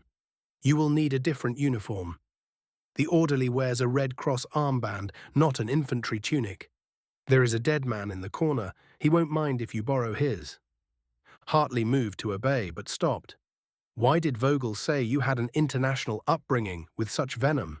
It wasn't just your mother. Liesel paused, her hand on the collar of her dress. She looked over her shoulder, and the shadow of the spy emerged again, the woman who saw everything. Because, Mr. Hartley, I assume that is your name or something like it, I worked in Paris before the war, and in Vienna. I know people. I listen to people. A faint, bitter smile touched her lips. Vogel suspects I am a spy for the Kaiser. He thinks I report on officers' morale to Berlin. He fears me because he thinks I am more loyal than he is. Hartley stared at her. Are you? I am loyal to the truth, she said, and the truth is that this war is a lie. She turned fully toward him. We leave in 10 minutes. Change your clothes and bind that leg tighter. If you bleed on the upholstery of the ambulance, I will shoot you myself." Hartley watched her walk toward the supply cabinet, her spine stiff, her movements precise. He realized then that he hadn't just found a guide, he had found a counterpart. In the chaotic theater of the war, where lines were drawn in mud and wire, he and Liesel Müller existed in the grey space between. He limped toward the dead orderly in the corner to steal his clothes. As he stripped the tunic from the corpse, Hartley looked at the oilskin packet again. The mission had changed. It was no longer just about infiltration. It was about survival, and this strange, fragile alliance with the enemy. Outside, a shell whistled overhead and slammed into the earth with a ground-shaking thud. Dust sifted down from the ceiling. Hartley pulled the Red Cross armband up his sleeve. 10 minutes, he whispered to the darkness. He glanced back at Liesel. She was packing a medical bag, hiding a Luger pistol beneath the rolls of gauze. She caught his eye and held it. There was no warmth there, only a cold, shared resolve. They were two ghosts in a graveyard, preparing to walk through hell together. Chapter 6. Torn between two worlds. The rain drummed a relentless, rhythmic tattoo against the singular, miraculous shutter that still clung to the farmhouse window. It was a sound that should have been soothing, reminiscent of lazy Sunday afternoons in Sussex. But here, in the charred skeleton of a French village nestled precariously close to the Somme, it sounded like the ticking of a countdown. James Hartley sat with his back against the rough, damp stone of the cellar wall. The air tasted of mildew, stale wine, and the copper tang of drying blood. His own. A grazing shot from a Mauser had taken a strip of flesh from his upper arm during the scramble to this sanctuary, and the throbbing ache was the only thing keeping the fatigue at bay. Across from him, illuminated by the guttering flame of a single tallow candle, sat Liesel Müller. She didn't look like a monster. She didn't look like the caricature of the Hun that the propaganda posters in London plastered over every brick wall, beasts with spiked helmets and dripping fangs. She looked like a woman who was infinitely tired. She was scrubbing the blood from her hands with a rag dipped in a cracked basin of rainwater. Her nurse's uniform, stained and torn at the hem, seemed less of a disguise now and more of a testament to the carnage she had waded through. "You are staring, Herr Hartley," she said softly, not looking up from her hands. Her English was impeccable, the accent barely a whisper, a ghost of Bavaria haunting the vowels. "I'm watching," Hartley corrected, his voice raspy. He shifted, wincing as the movement pulled at his bandaged arm. "There is a difference." Liesel dried her hands and turned her gaze toward him. Her eyes were a piercing pale blue, sharp enough to cut glass, but currently clouded with a weary resignation. "And what does the British Intelligence Service teach you to look for?" "A hidden dagger. A cyanide capsule in my molar." "Intent," Hartley said. "I'm looking for intent." She let out a short, humorless laugh and leaned back against a crate of empty wine bottles. "My intent right now is to wait for the shelling to stop, so I do not die in a French basement. I imagine yours is the same. In this we are allies." Allies. The word tasted sour in his mouth. 24 hours ago, he would have put a bullet in her without a second thought. She was an agent of the Kaiser, a phantom the Deuxième Bureau had been tracking for months. She was responsible, indirectly or otherwise, for the flow of information that had led thousands of boys into machine gun fire. Yet an hour ago, when the patrol passed too close and Hartley's blood trail threatened to give them away, she had kicked dust over the darkest spots and pulled him into the shadows. "Why did you help me?" Hartley asked. It was the question that had been gnawing at him since they barricaded the door. Liesel reached into the pocket of her apron and pulled out a crumpled packet of cigarettes. She offered one to him. He hesitated, then took it. She took one for herself and leaned forward to light both from the candle flame. The flare of light cast deep shadows across her face, highlighting the hollows of her cheeks. "Because the man chasing you, Oberleutnant Fischer," she exhaled a plume of blue smoke. "He is a butcher. He enjoys the war too much. I find men who enjoy this hell to be more dangerous than the enemy." Hartley took a drag, the harsh tobacco smoke searing his lungs in a strangely comforting way. That's a dangerous philosophy for a spy. I am a nurse first, she corrected, though the lie sat heavily between them. They both knew what she was. I have seen what the shells do to bodies, James. German bodies, British bodies, French. When the skin is flayed open, the muscle and bone look exactly the same. There is no nationality in a scream. Hartley looked at the cigarette burning between his fingers. He thought of the boys in his own unit back in 15, before he was pulled into the shadows of intelligence work. He remembered the mud, the lice, the smell of cordite and fear. He remembered a German boy, no older than 16, dying on the wire, crying out for his mother. Hartley had listened to it for 6 hours until the cold took the boy.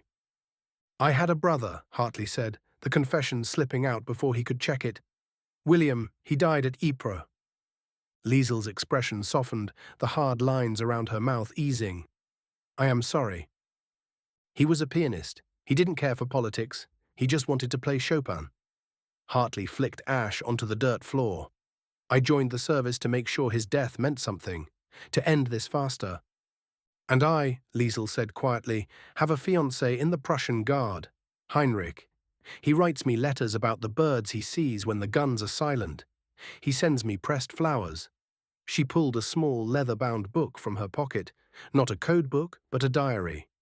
She opened it to a page where a dried, fragile blue flower was pressed between the paper. He is not a monster either, James. He is a schoolteacher from Dresden. Hartley stared at the flower. It was absurd. A piece of dried flora in the middle of the apocalypse. It was an artifact of a world that no longer existed, a world of softness and color in a universe of grey mud. We are taught, Hartley began, choosing his words carefully, that the German machine is heartless, that it is a singular entity of conquest. And we are told the British are imperialist tyrants who wish to starve our children, Liesel countered. She closed the book gently. Propaganda is a powerful drug. It is easier to kill a tyrant than a schoolteacher. It is easier to hate a monster than a pianist. The timber above them groaned as the wind picked up outside, whistling through the cracks in the masonry. Hartley felt a crack in his armor, a hairline fracture in the conviction that had driven him for 3 years. He looked at Liesel, really looked at her, and didn't see a target. He saw a woman who was just as trapped in the machinery of war as he was. This doesn't change the mission, Hartley said, though his voice lacked its usual steel. You have information, codes, troop movements. If I walk out of here, I have to take you in. Or kill me, she finished for him. She didn't flinch. I know the rules of the game. It's not a game, he snapped, anger flaring up to mask his confusion. It's survival. Is it? Liesel leaned forward, her eyes locking onto his. If you kill me, does the war end tomorrow? Does William come back? Does Heinrich come home? Hartley fell silent. The candle flickered, casting dancing shadows that seemed to mock him. The certainty of his duty was eroding, replaced by a grey fog of morality that terrified him more than the enemy fire. Suddenly, the sound of heavy boots crunching on gravel outside froze them both. Hartley's hand flew to the Webley revolver in his holster. Liesel blew out the candle instantly, plunging them into absolute darkness. The silence in the cellar was deafening. Hartley could hear his own heart hammering against his ribs like a trapped bird. Above them, the floorboards creaked under the weight of men moving through the ruin. German voices. Hier ist nichts, nur Ratten und Trümmer. There is nothing here, only rats and rubble. Überprüfen Sie den Keller, man weiß ja nie. Check the cellar, you never know. Hartley's grip on the revolver tightened until his knuckles turned white. He knew the layout. If the trapdoor opened, he could shoot the first man, maybe the second. But a grenade would follow. He shifted his leg, preparing to spring, but a hand clamped over his wrist. Liesel's hand. Her grip was firm, warning. She moved silently in the dark. He heard the rustle of fabric, then her voice, loud and imperious, shouting up toward the floorboards in rapid-fire German. Are you blind, you idiots? Can a woman not have a moment of peace to relieve herself without the infantry stomping over her head?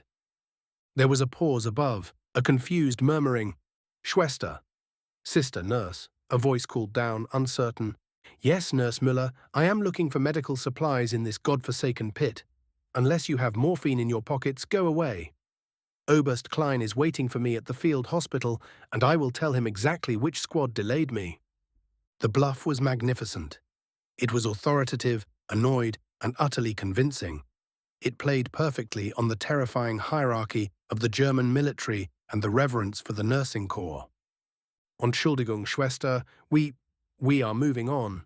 Good luck. The boots retreated. The sound of crunching gravel faded into the drumming rain. In the dark, Hartley let out a breath he felt he had been holding for a lifetime. He lowered the gun. A match flared, and Liesel relit the candle. Her face was pale, her hands trembling slightly now that the danger had passed. You took a risk, Hartley said. I told you, she whispered, sitting back down heavily. I do not like the butchers. Hartley holstered his weapon. The dynamic had shifted irrevocably. She had saved his life, actively and undeniably. The simplistic narrative of us versus them had been shattered. She wasn't just an asset or an enemy, she was a savior. Why? He asked again, the question more desperate this time.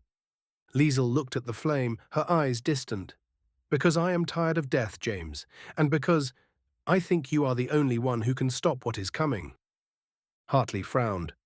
What is coming? Liesel reached into the lining of her nurse's cape. She hesitated, her fingers trembling over the hidden seam before ripping it open.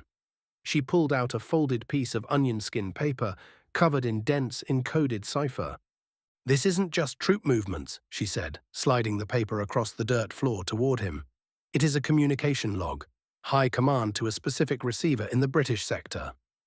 Hartley picked up the paper. He couldn't read the code yet, but he recognized the formatting. It was a dual cipher, used for high-level diplomatic cables. A receiver in the British sector. Hartley looked up. You mean a spy? Worse, Liesel said, her voice dropping to a whisper. A broker. Someone on your side is not just leaking information, they are coordinating the offensives. They are trading lives for territory, managing the stalemate to prolong the war. Hartley felt a chill that had nothing to do with the damp cellar. Profiteering. Politics, she corrected. There are men in Berlin and men in London who believe that a total victory is too expensive, but a prolonged war, that is profitable. That consolidates power. She pointed to the paper. This proves that the attack on the Somme was known 3 days before it happened. Your men walked into a trap that was set by their own commanders. Hartley stared at the paper.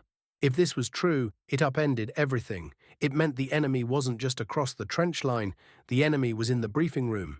It meant the orders he followed were poisoned. Why give this to me? Hartley asked. Why betray your own?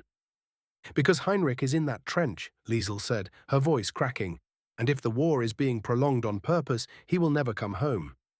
I am not betraying Germany, James. I am betraying the men who are selling it. She looked at him with a vulnerability that stripped away the last of his defenses. I cannot take this to my superiors, she said. They would shoot me. But you, if you can decipher it, if you can find the man on your side who is holding the other end of this string, perhaps the puppets can stop dancing. Hartley folded the paper and placed it in his breast pocket next to his heart. The weight of it felt immense. He looked at Liesel, at the smudge of dirt on her cheek, the stray lock of blonde hair falling over her forehead, the desperate hope in her eyes. He realized then that the lines on the maps were lies. There was no no-man's land. There was only the land of the victims and the land of the architects. And for this brief, flickering moment in a ruined cellar, he and Liesel stood together in the former. We leave at dawn, Hartley said, his voice firm with a new kind of resolve. Not the resolve of a soldier following orders, but of a man seeking truth. I can get you across the lines, to Switzerland. Liesel shook her head slowly. No, my place is here. If I vanish, they will change the codes. I must go back to the hospital. I must play my part. They'll kill you if they find out. And they will kill you if you return to your own lines with that paper, she countered. We are both walking into the fire, James. He wanted to argue, to grab her arm and drag her to safety, but he knew she was right. She had her duty, just as he had his. But the definition of that duty had changed. It was no longer about king and country or Kaiser and fatherland. It was about the truth. He reached out and for the first time touched her hand. Her skin was cold, her fingers rough from work. He squeezed it gently. "Thank you," he said. She squeezed back. "Make it count." They sat in silence as the candle burned low, the shadows lengthening around them. The rain outside began to soften, the thunder of the artillery rolling further east. In the quiet, Hartley felt the tectonic plates of his world shifting. He was a spy who had just been given the ultimate secret, not by a handler, but by the enemy. He looked at the woman who should have been his kill and realized she was the only person in the world he trusted. As the first grey light of dawn began to seep through the cracks in the shutter, turning the dust motes into suspended silver, Hartley checked his Webley one last time. He stood up, his joints stiff, the pain in his arm a dull throb. Liesel stood with him. She adjusted her cap, smoothing back her hair, transforming back into the efficient German nurse. The mask was back in place, but Hartley knew what lay beneath it now. "Go," she whispered, "before the patrols return." Hartley moved to the door, then paused. He looked back at her. "I will find him," he promised. "The man on my side. I will end it." Liesel nodded, a sad small smile touching her lips. "I know." Hartley pushed open the door and slipped out into the cold, wet morning mist. The air was thick with fog, obscuring the ruined landscape. He moved low and fast, heading west, away from the farmhouse, away from Liesel. As he navigated the craters and the wire, the piece of onion-skin paper burned against his chest. He was returning to his own lines, to his own people, but he felt like he was walking into a den of vipers. The uniform he wore felt like a costume. The flag he served felt heavy with questions. He was no longer just a watcher. He was a carrier of a contagion that could destroy the very command structure he served. He crossed the broken earth, leaving the one ally he had behind, stepping out of the darkness of the cellar and into a world that was suddenly, terrifyingly, not what it seemed. Chapter 7. The Hidden Threat. The damp chill of the cellar seemed to have settled permanently into the marrow of James Hartley's bones. Above them, the heavy thud of artillery walked a slow, destructive line across the scarred earth of the Somme, shaking dust from the cracked beams of their hiding place. Across the makeshift table, constructed from scavenged ammunition crates, Liesel Müller sat in the shadows. The flickering light of a single tallow candle danced in her eyes, illuminating a face that bore the same exhaustion he felt. The same weary resignation of a soul carving pieces of itself away to feed the war machine. "You see it, don't you?" Liesel asked, her voice barely rising above a whisper. She pushed a crumpled piece of paper across the rough wood. It was a German field dispatch, intercepted by her own network before it could reach high command, a token of trust she had offered him moments ago. Hartley stared at the paper. The cipher was standard German military encryption, but Liesel had provided the key. The decoded message was simple, brutal, and impossible. Sector 4 offensive imminent. 0400 hours. British artillery barrage to target coordinates. Grid 7 Alpha. Counter-battery fire prepared. Hartley looked up, his jaw set tight. Grid 7 Alpha is empty space. It's a decoy field. We're moving the heavy guns to 7 Charlie tonight. "Are you?" Liesel asked. She reached into her heavy wool coat and produced a second slip of paper, this one British. It was a carbon copy of a logistics order, the kind filed in triplicate and buried in the mud-splattered offices of the rear guard. This was pulled from a courier pigeon 3 miles east of here. It confirms the movement to 7 Alpha. Hartley felt a cold knot tighten in his stomach, colder than the cellar air. "This is an order confirmation. It's signed by my command." "Someone in your command is ensuring your artillery sets up in a kill box, James," Liesel said, using his first name with a familiarity that felt both dangerous and inevitable. "If your guns move to Alpha, my countrymen will obliterate them before they fire a single shell. The infantry charge at dawn will have no cover." Hartley snatched the paper. The signature at the bottom was a scrawl he recognized, but signatures could be forged. The specific code sequence at the top, however, the verification stamp used by British intelligence to authenticate priority orders, was legitimate. It changed every 48 hours. Only 3 men in his sector had the current book: General Haig's adjutant, Colonel Blackwood, and the sector communications officer, Captain Sterling. "This isn't just a leak," Hartley murmured, the realization tasting of bile. "It's sabotage. Active, malicious sabotage." "A mole," Liesel corrected him gently. "Deep enough to alter troop movements, high enough to authorize it." Hartley stood up, his chair scraping violently against the stone floor. The intimacy of their previous conversation, where they had shared stories of home and lost loves, evaporated under the harsh glare of duty. The humanity he had found in her was now eclipsed by the monstrosity he was discovering within his own lines. "I have to go back," he said, grabbing his service revolver and checking the cylinder. "If you go back, you walk into a trap," Liesel warned. "If they know you are investigating, you will not reach the front line alive. If I don't go back, 3,000 men go over the top tomorrow morning into machine gun fire without support." He looked at her, searching for the deceit he had been trained to expect, but finding only a grim professional mirror of his own anxiety. "Why give me this, Liesel? This saves British lives. It kills Germans." She looked down at her hands, stained with the ink of forged documents and the dirt of the trenches. "I am a spy for the Kaiser, James, but I am not a butcher. There is no honor in a massacre arranged by a traitor. Besides," she looked up, her eyes hard, "if I help you stop this, perhaps you will help me stop the gas deployment your side is planning for next week." It was a transaction. It was always a transaction. But beneath it, Hartley sensed the same desperate clawing for morality that he was experiencing. "Wait here," Hartley commanded.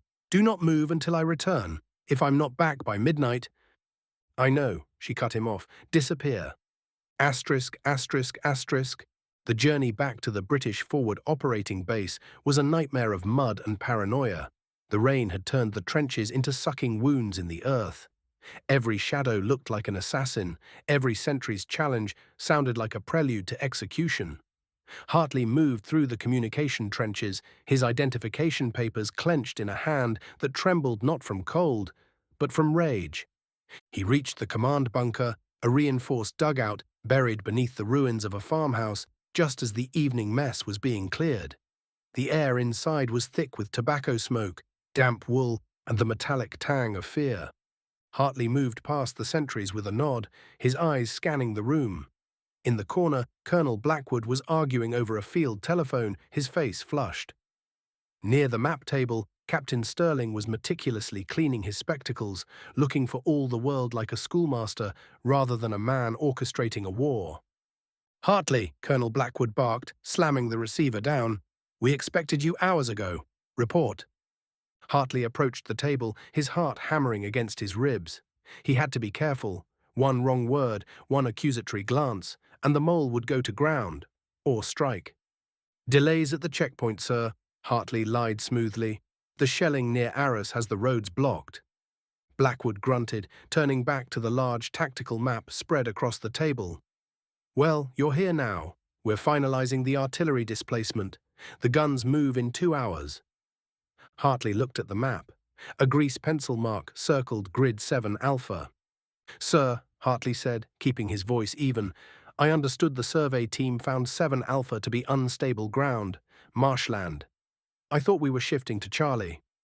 Captain Sterling looked up, placing his spectacles back on his nose. His eyes were magnified, watery and pale. "Survey was revised, Hartley. Alpha offers a better trajectory for the creeping barrage. Orders came down from division an hour ago." "May I see the orders, Captain?" Hartley asked. The room went quiet. It was a subtle shift, the silence of men who suddenly realized a line of protocol was being stepped over. A lieutenant in the corner stopped polishing his boots. Sterling smiled, a thin, humorless expression. "Is there a problem, Mr. Hartley? You are an intelligence liaison, not a logistics officer." "Just thoroughness, Captain. We've had reports of enemy signal interception. I want to ensure the order came through a secure line." Sterling hesitated, his eyes darting briefly to Blackwood. The colonel sighed, rubbing his temples. "Show him, Sterling. Let's not have intelligence breathing down our necks while we're trying to fight a war." Sterling opened a leather satchel and produced a clipboard. He handed it to Hartley. Hartley scanned the document. It was identical to the one Liesel had shown him. The same authorization code, the same signature. But as he looked closer, holding the paper under the erratic light of the carbide lamp, he noticed something. The pressure of the pencil on the carbon copy. The authorization code hadn't been written at the same time as the rest of the order. The indentation was different. It had been added later, or perhaps the paper had been swapped. "Satisfied?" Sterling asked, reaching for the clipboard. "Quite," Hartley said, handing it back. "My apologies, Captain. One can't be too careful." "Indeed," Sterling replied, turning his back to pour a cup of tea. Hartley excused himself, stepping out of the command area and into the narrow corridor that led to the officers' billets. His mind was racing. Sterling was the obvious suspect. He handled the papers. He was defensive. But it was too easy. Sterling was a bureaucrat, a man who followed orders to the letter. Would he have the imagination to coordinate with the German High Command? Hartley needed proof, not just a suspicion, but the mechanism of the betrayal. He slipped into the shadows of the corridor, waiting until the heavy footsteps of a guard passed, then tried the handle of the communications room. Locked. He fished a tension wrench from his pocket, a trick learned from a safecracker in London before the war, and worked the mechanism. With a soft click, the door swung inward. The comms room was a claustrophobic closet filled with ticking telegraph machines and stacks of coding pads. Hartley closed the door behind him and lit a match, shielding the flame with his palm.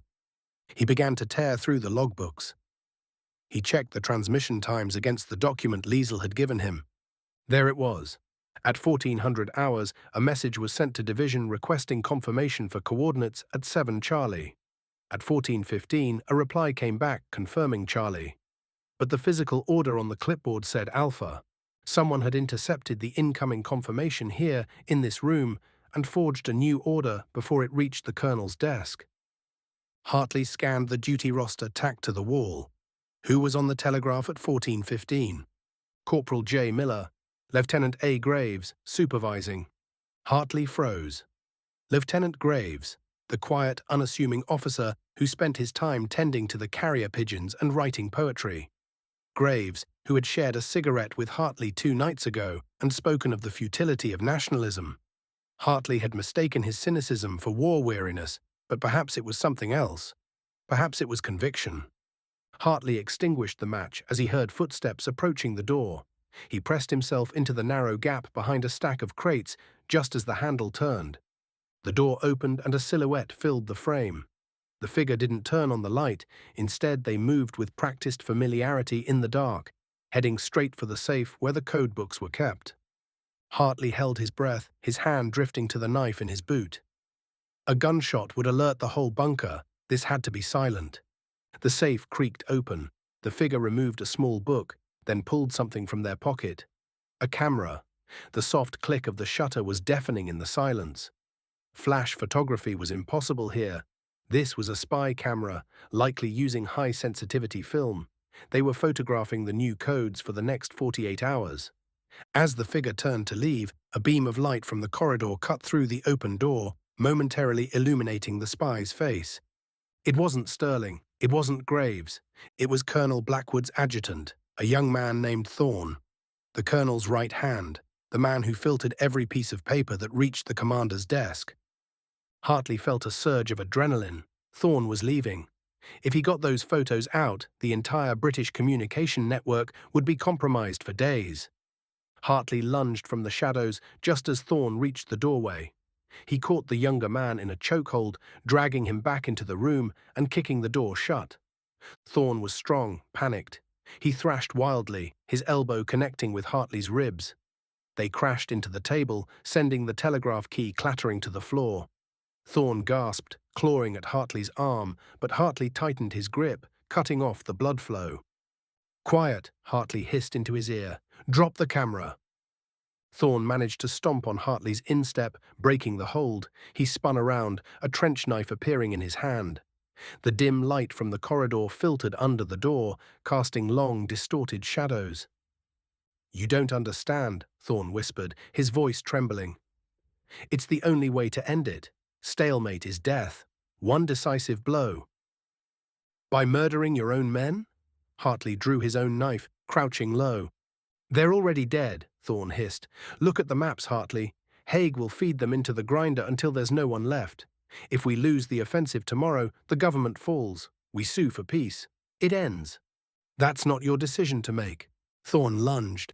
Hartley sidestepped, parrying the thrust with his forearm. Feeling the sting of the blade slicing through his sleeve, he drove his knee into Thorne's stomach, doubling the man over, and brought the pommel of his knife down hard on the back of Thorne's neck.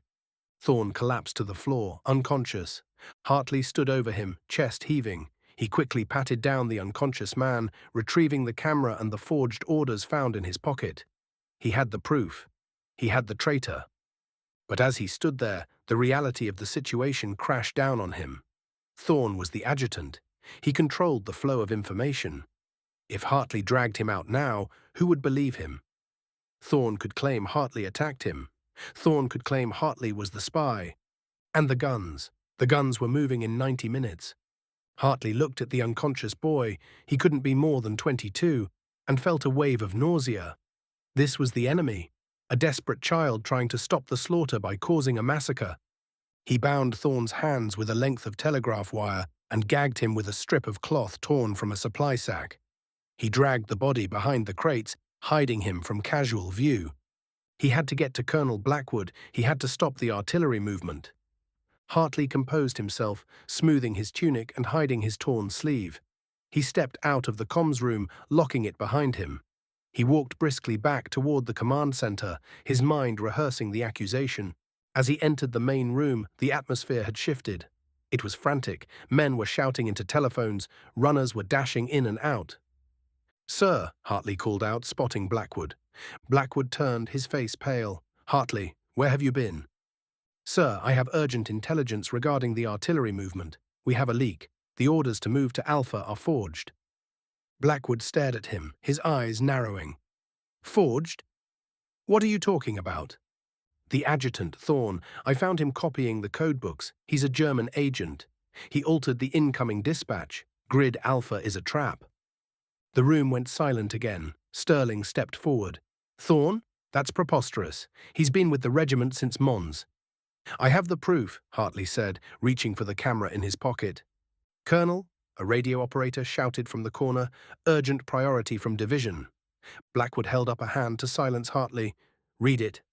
The operator's face was ashen.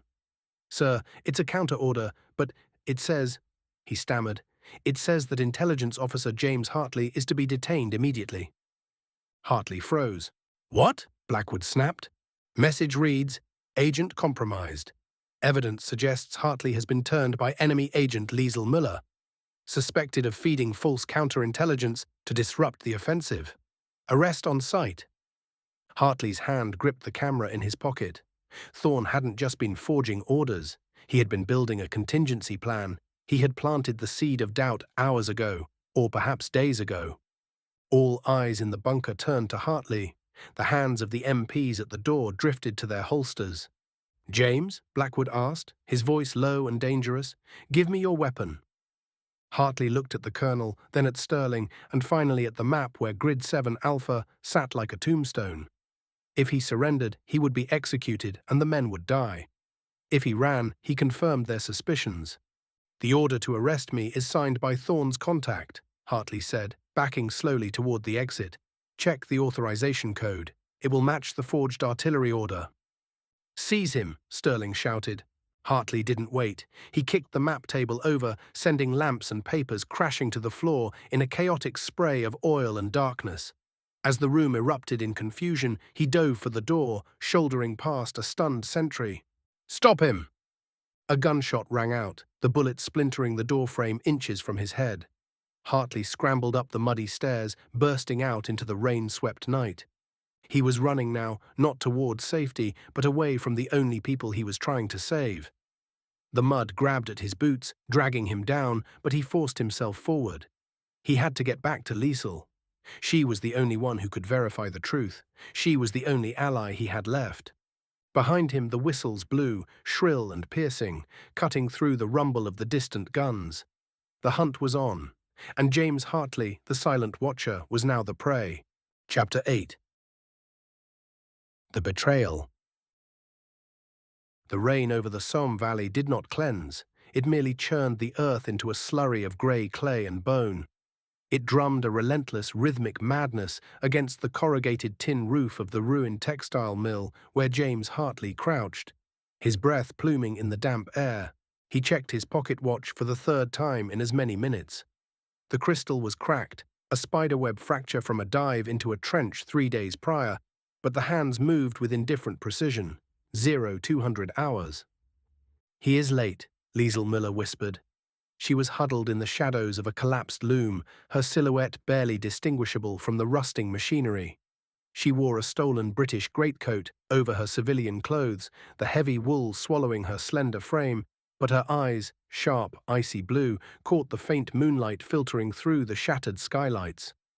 "Major Thorne is never late," Hartley replied, though a knot of unease tightened in his gut.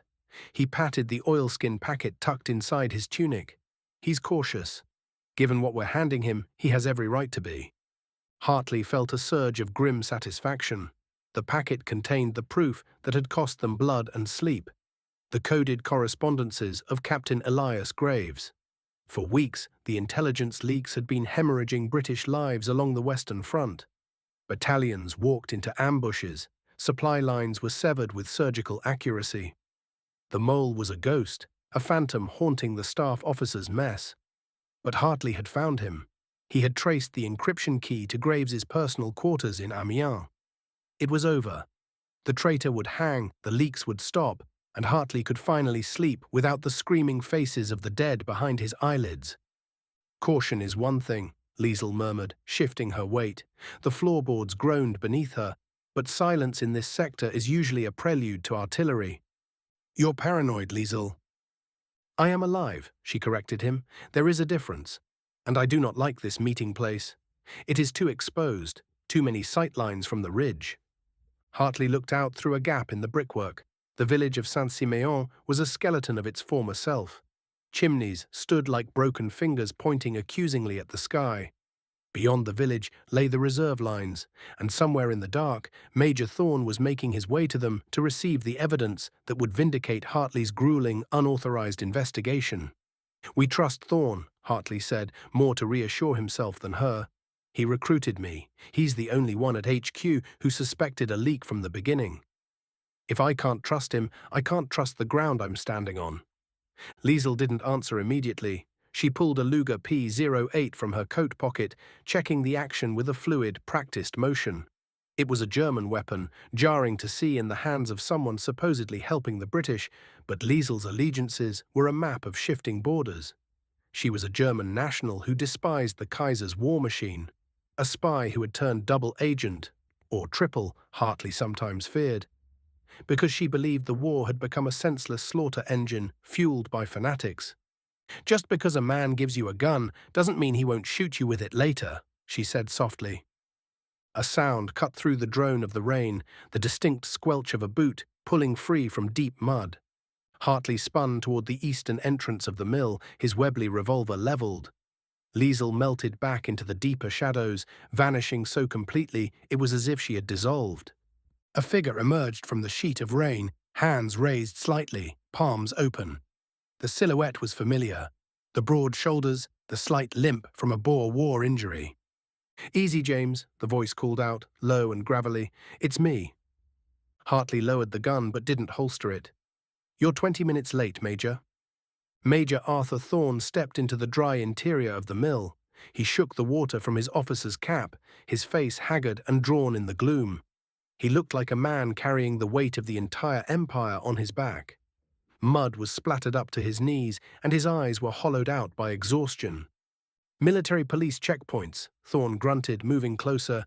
"They've doubled the patrols. Someone at HQ is nervous." "They should be," Hartley said, stepping forward. He reached into his tunic and withdrew the oilskin packet. "It's Graves, Arthur, just as we feared. The cipher key matches the intercepts from the Ypres salient. He's been feeding troop movements to Berlin for 6 months." Thorne stared at the packet in Hartley's hand. He didn't take it immediately. A strange expression flickered across his face. Not the relief Hartley expected, nor the anger of a commander betrayed. It looked like sorrow. Graves, Thorne repeated, testing the name on his tongue. You're certain? The evidence is absolute. He was using a modified Playfair cipher based on a book of poetry found in his kit. I decoded the messages myself. Hartley extended the packet further. It's done. We can arrest him tonight. Thorne sighed, a long, rattling exhalation. He reached out and took the packet, weighing it in his hand. Captain Graves was a good officer once, before the Somme broke him. Treason isn't a symptom of shell shock, Major. No, Thorne agreed quietly, it isn't. He looked up, locking eyes with Hartley. But Graves isn't the leak, James. Hartley froze. The sound of the rain seemed to roar in his ears. What? I decoded the... You decoded what was left for you to find, Thorne interrupted, his voice hardening. Graves was sloppy because he was a drunkard, not a spy. He was the perfect patsy. We needed someone for you to chase, someone to keep you busy while the real work was finished. The temperature in the mill seemed to drop 10 degrees. Hartley took a step back, his grip tightening on his Webley. We? Thorne's hand dropped to his holster, not drawing, but resting there. The war has to end, James. Not with a victory that kills another million men for a few yards of mud, but with a resolution. A stalemate forced by intelligence sharing. A balance of power. You're the mole, Hartley whispered, the realization hitting him like a physical blow. The man who had trained him, the man who had sat by his hospital bed after Luz, the man who had been a second father. It was you, all this time. I am a realist, Thorne snapped, his fatigue replaced by a fanatical intensity.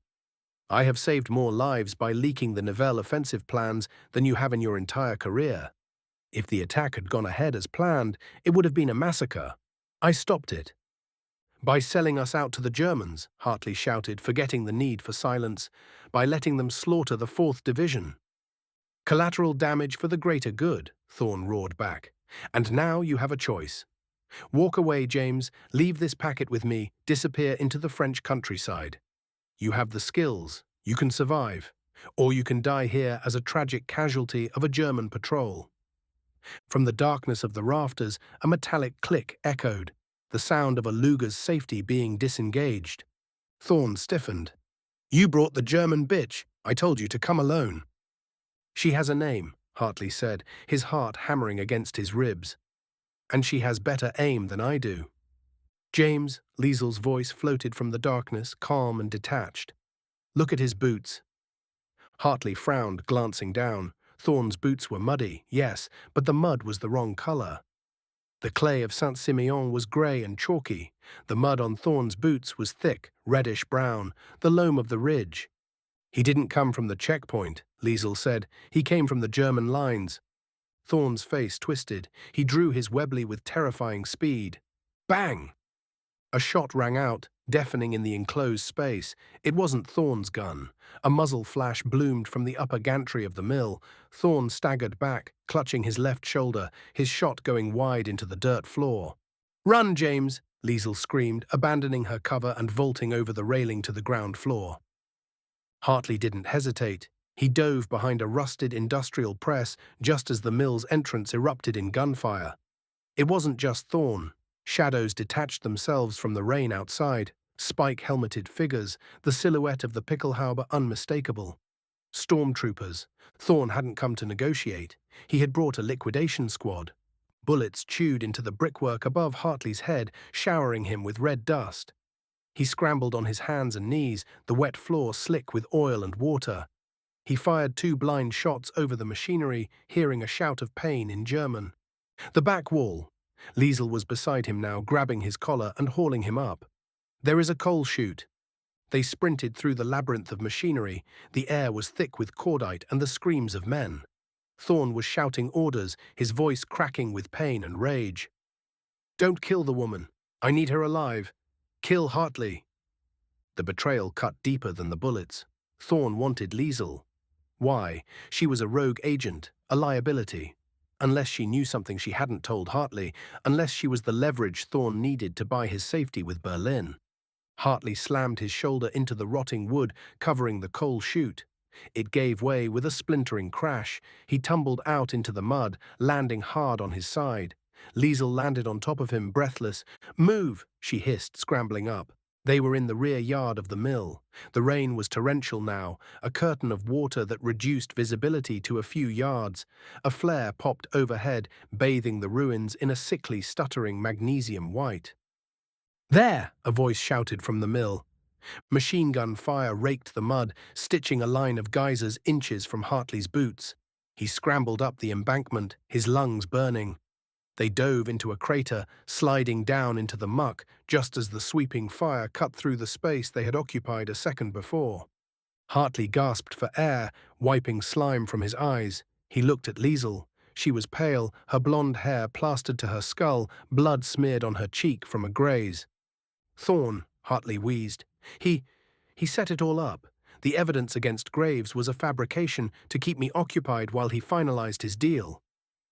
"He is selling the sector defense plans," Liesel said, checking her magazine. "That is why he is here. That is why the stormtroopers are here. He is handing over the keys to the Somme." Hartley felt a cold fury displace his fear. The oilskin packet in his pocket felt heavy, like a stone. It was worthless, a prop in a play written by a traitor. "We have to stop him," Hartley said. "Stop him." Liesel looked at him incredulously.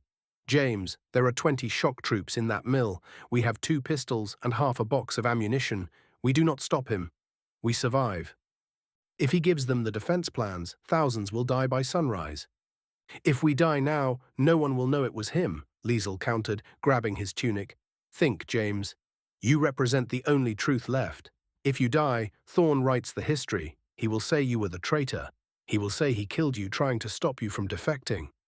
The logic was brutal and undeniable. It stung Hartley's pride, but it cleared his head.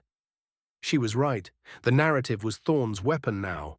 Hartley had to live to dismantle it. "The sewers," Hartley said, pointing toward a crumbling stone archway 50 yards away, barely visible through the downpour. "The village drainage system feeds into the river. It's the only way out without crossing open ground." "Go," Liesel commanded. They broke cover. The mud sucked at their boots, a nightmare gravity trying to hold them in place for the bullets. A shout went up behind them. The crack of rifles chased them. A round tugged at Hartley's sleeve, tearing the fabric but missing the flesh. They reached the archway. It was half blocked by debris, a dark moor smelling of rot and stagnation. Hartley threw himself into the darkness, sliding down a slimy incline into knee-deep freezing water. Liesel followed, splashing down beside him. They didn't stop. They waded deeper into the tunnel, the sounds of the battle outside muffled by the thick stone walls. The darkness was absolute. Hartley kept one hand on the slimy wall to guide him, the other gripping Liesel's hand. After 10 minutes of stumbling through the filth, the tunnel widened. The water slowed. They collapsed against a dry ledge, gasping, their breath echoing in the hollow space. Hartley slumped against the brickwork, his head in his hands. The adrenaline was fading, leaving behind a crushing weight of despair. "I trusted him," he whispered. "I gave him everything, every name, every contact." Liesel sat beside him, wringing out the hem of her coat. In the pitch black, he couldn't see her face, but he felt her presence, solid and real in a world that had dissolved into lies. "Betrayal is the only currency in this war that doesn't lose value," she said. Her voice was devoid of pity, but there was a thread of understanding in it. "You looked for a hero, James. You found a man." "He's not a man," Hartley spat. "He's a monster. He is a man who thinks he is doing right. Those are the most dangerous kind." Liesel struck a match. The sudden flare of light was blinding. She held it up, illuminating their surroundings, a junction of tunnels, ancient brickwork, dripping with condensation. The flame illuminated her face. She looked tired, older than her years. She looked at Hartley with a scrutiny that made him feel transparent. "Why did you save me?" Hartley asked. "You could have let them take me. You could have slipped away." Liesel shook the match out, plunging them back into darkness. "Because," she said from the void, "Thorn didn't want me alive to talk. He wanted me alive to decrypt something, which means he doesn't have everything he needs yet. And as long as he doesn't have it, we have a chance." "Decrypt what?" "The Black Ledger," she said, "the master list of German sleeper agents in London. He thinks I have the key memorized." Hartley felt a chill that had nothing to do with the wet clothes. Do you? A pause. The sound of water dripping filled the silence. Yes, she admitted, and if Thorne gives that list to your high command, he buys his immunity. But if he gives it to Berlin, he wipes out the British intelligence network in Germany with a single stroke. He is playing both sides, bidding for the highest price. Hartley realized then that the game was far larger than a single mole or a single battle. Thorne was brokering the future of espionage for the next decade. He thinks I'm dead, Hartley said, a plan beginning to form in the wreckage of his mission. Or he will assume I drowned in the sewers. He will send men to check the river exits, Liesel warned. Let them check, Hartley said, pushing himself to his feet. His legs trembled, but they held. We aren't going to the river. No? No, we're going back up. Not to the mill, but to the comms relay in the church tower. Hartley's voice found its steel again. Thorne has to transmit the clearance codes to the Germans to let them through the lines safely. He'll use the hard line in the village. That is suicide, Liesel said flatly. It's redemption, Hartley countered. He reached out in the dark and found her shoulder, gripping it. You said betrayal is a currency? Fine, let's go spend it. He could feel her hesitation, the tension in her muscles. Then she let out a short, sharp breath, almost a laugh. You British, she muttered. You are all insane, but you are predictable. Is that a yes? It is a yes, she said, but only because I refuse to die in a sewer. Hartley navigated by touch, moving further into the tunnel system, away from the river and back toward the heart of the village, occupied by the traitor who had been his mentor. The shock of the betrayal had passed, cauterized by the necessity of action. There would be time for mourning later. There would be time to analyze the shattered pieces of his worldview. Now there was only the dark, the wet, and the woman beside him, the enemy who was the only person on earth he could trust. Above them, the artillery began to thunder, shaking the earth, dust trickling down from the arched ceiling like the sands of an hourglass running out. The war marched on, indifferent to their survival, but James Hartley was no longer just watching, he was hunting. Chapter 9. Descent into darkness. The rain was not merely falling, it was an assault, a relentless freezing sheet that turned the landscape of northern France into a monochromatic slurry of grey mud and black water. James Hartley scrambled up the slick embankment of the crater, his boots finding no purchase in the churned earth. His breath tore at his throat, ragged and hot, a stark contrast to the biting wind that whipped across the desolate expanse. Keep moving, a voice hissed beside him. Liesel Müller grabbed the collar of his heavy woolen coat, hauling him over the lip of the depression just as the rhythmic thud-thud-thud of a Maxim gun stitched a line of geysers into the mud where he had been seconds before. They rolled into the cover of a shattered brick wall, the remains of a farmhouse that had long since surrendered its roof to the artillery. Hartley pressed his back against the cold masonry, checking the action of his Webley revolver. His hands were shaking, not from the cold, but from the adrenaline that coursed through him like poison. They know, Hartley whispered, wiping the grime from his eyes. Whitman gave us up. The coordinates, the drop time, everything. Liesel crouched opposite him, her silhouette barely visible against the gloom. She was wringing out the hem of her skirt, her face a mask of grim determination. I told you, James, in this game, loyalty is a currency that devalues by the hour. Whitman bought his life with ours. He was my handler, Hartley spat, the betrayal tasting like copper in his mouth. I've known him for 3 years. And now he has sold you to the Abwehr, Liesel retorted, her German accent thickening with her agitation. Stop mourning the man you thought you knew and start worrying about the stormtroopers hunting us. They are not regular infantry. I saw their patches. They are Jaeger units. Hunters. A flare popped overhead, bathing the ruins in a spectral magnesium-white light. For a heartbeat, the world was frozen in high contrast, the skeletal fingers of blasted trees, the tangles of barbed wire, and the terrified eyes of 2 spies caught in the open. As the flare hissed and died, plunging them back into blindness, the shouting began. It was closer now. Come, Liesel ordered, grabbing his wrist. The cellar, it is our only chance. Hartley didn't argue. He followed her through the rubble, stepping over shattered beams and the sodden detritus of a life interrupted. A broken chair, a child's doll face down in a puddle. They reached the rear of the farmhouse, where a heavy oak door lay splintered on the ground, revealing a moor of darkness leading underground. They descended into the suffocating blackness, Hartley pulling the remnants of the door over the opening as best he could. The air down here was stale, heavy with the scent of wet earth, mold, and something sweeter. Rotting potatoes, perhaps, or something worse. "Don't use the torch," Liesel whispered, her voice right at his ear. The proximity was startling. "There are cracks in the foundation. Light will betray us."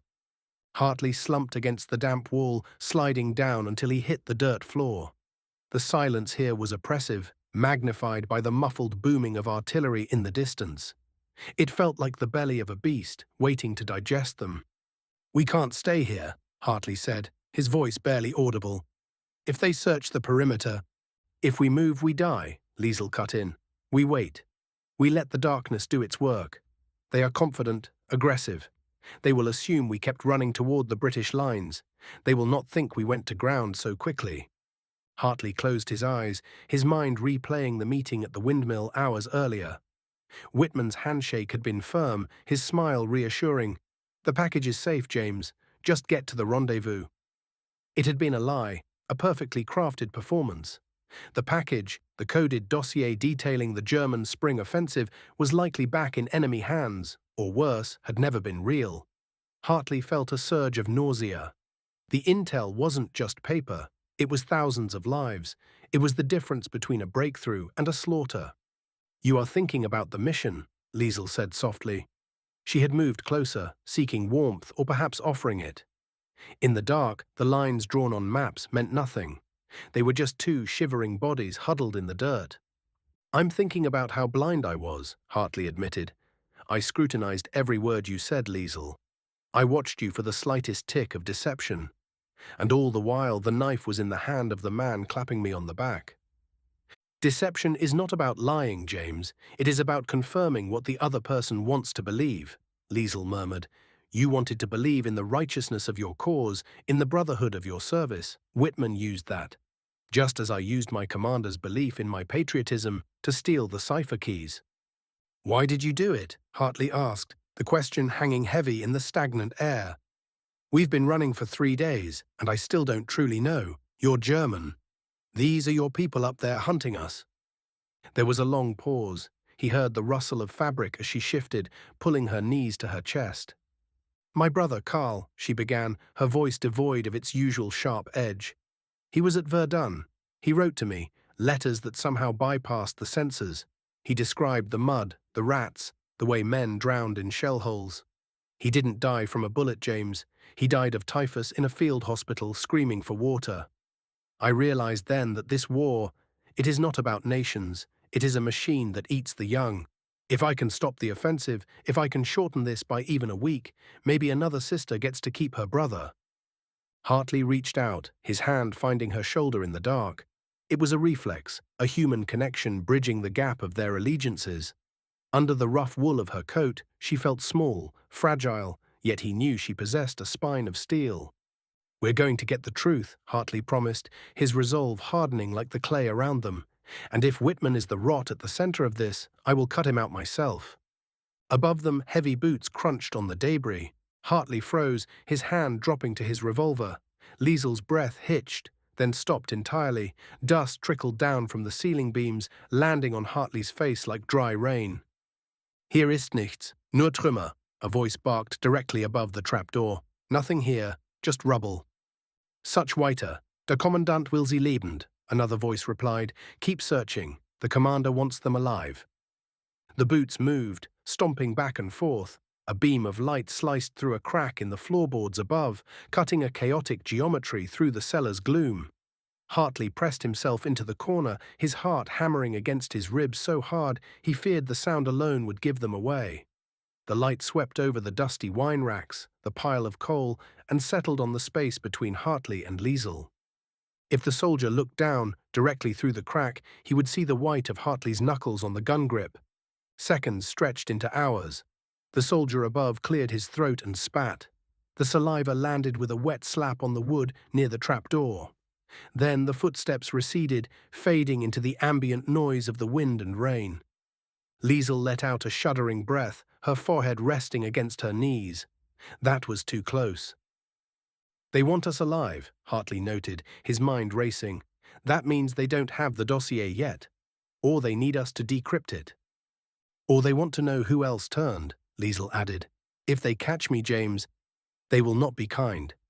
They won't catch you." "You cannot promise that." "I can promise that I won't leave you behind," Hartley said. The words surprised him. A week ago, he would have put a bullet in her if she compromised the mission. Now the mission was inextricably linked to her survival. She was the key to the network, the only one who could navigate the labyrinth of the German High Command. But it was more than utility. In the descent into this darkness, she was the only point of light he had left. They sat in silence for another hour, waiting for the enemy patrol to clear the area completely. The cold was seeping into Hartley's bones, making his wounded leg throb with a dull, insistent ache. He tried to shift his weight, but his boot knocked against a glass bottle, sending it rolling across the stone floor. Clink, clink, clink.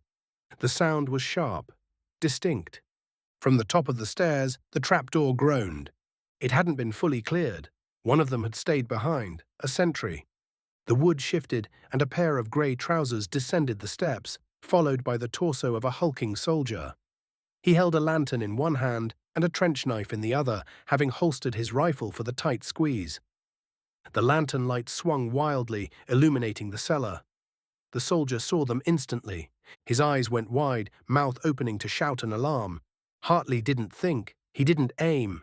He launched himself from the corner, tackling the man at the knees. The lantern shattered, plunging them back into darkness, but the wick ignited a pool of spilled kerosene. A sudden flickering wall of fire erupted between the wine racks. The soldier kicked out, his heavy boot connecting with Hartley's ribs. Hartley gasped, the air driven from his lungs, but he scrambled up, grappling for the man's knife hand. They slammed against the wall, the impact shaking dust from the ceiling. The German was stronger, fueled by panic and discipline. He drove a knee into Hartley's stomach and brought the knife down. Hartley caught the wrist, his muscles screaming as he held the blade inches from his throat. The flickering firelight cast grotesque, dancing shadows on the soldier's face, a mask of teeth and sweat. Suddenly, a shape emerged from the gloom behind the soldier, Liesel. She didn't have a weapon, but she had a jagged shard of the broken wine bottle. With a guttural cry, she drove the glass into the side of the soldier's neck. The man stiffened, a gurgling sound escaping his lips. The pressure on Hartley's arm vanished. The soldier slumped forward, his weight pinning Hartley to the wall before sliding to the floor. The blood looked black in the dim orange light of the dying fire. Hartley pushed the body away, gasping for air, clutching his bruised ribs. He looked at Liesel. She was standing over the man, her chest heaving, her hands covered in blood that wasn't hers. Her eyes were wide, staring at the lifeless form. "He was just a boy," she whispered. Hartley struggled to his feet, stepping over the corpse. He grabbed a handful of dirt and threw it onto the kerosene flames, smothering the light before it could attract more attention from outside. The cellar returned to grey obscurity. "He was a soldier," Hartley said, his voice rough, "and he was going to kill us." "I know," she said, her voice trembling, "but it doesn't make it clean, James. It never feels clean." Hartley moved to her, taking her bloody hands in his. He used his scarf to wipe away the worst of it. "We have to move. The others might have heard the scuffle."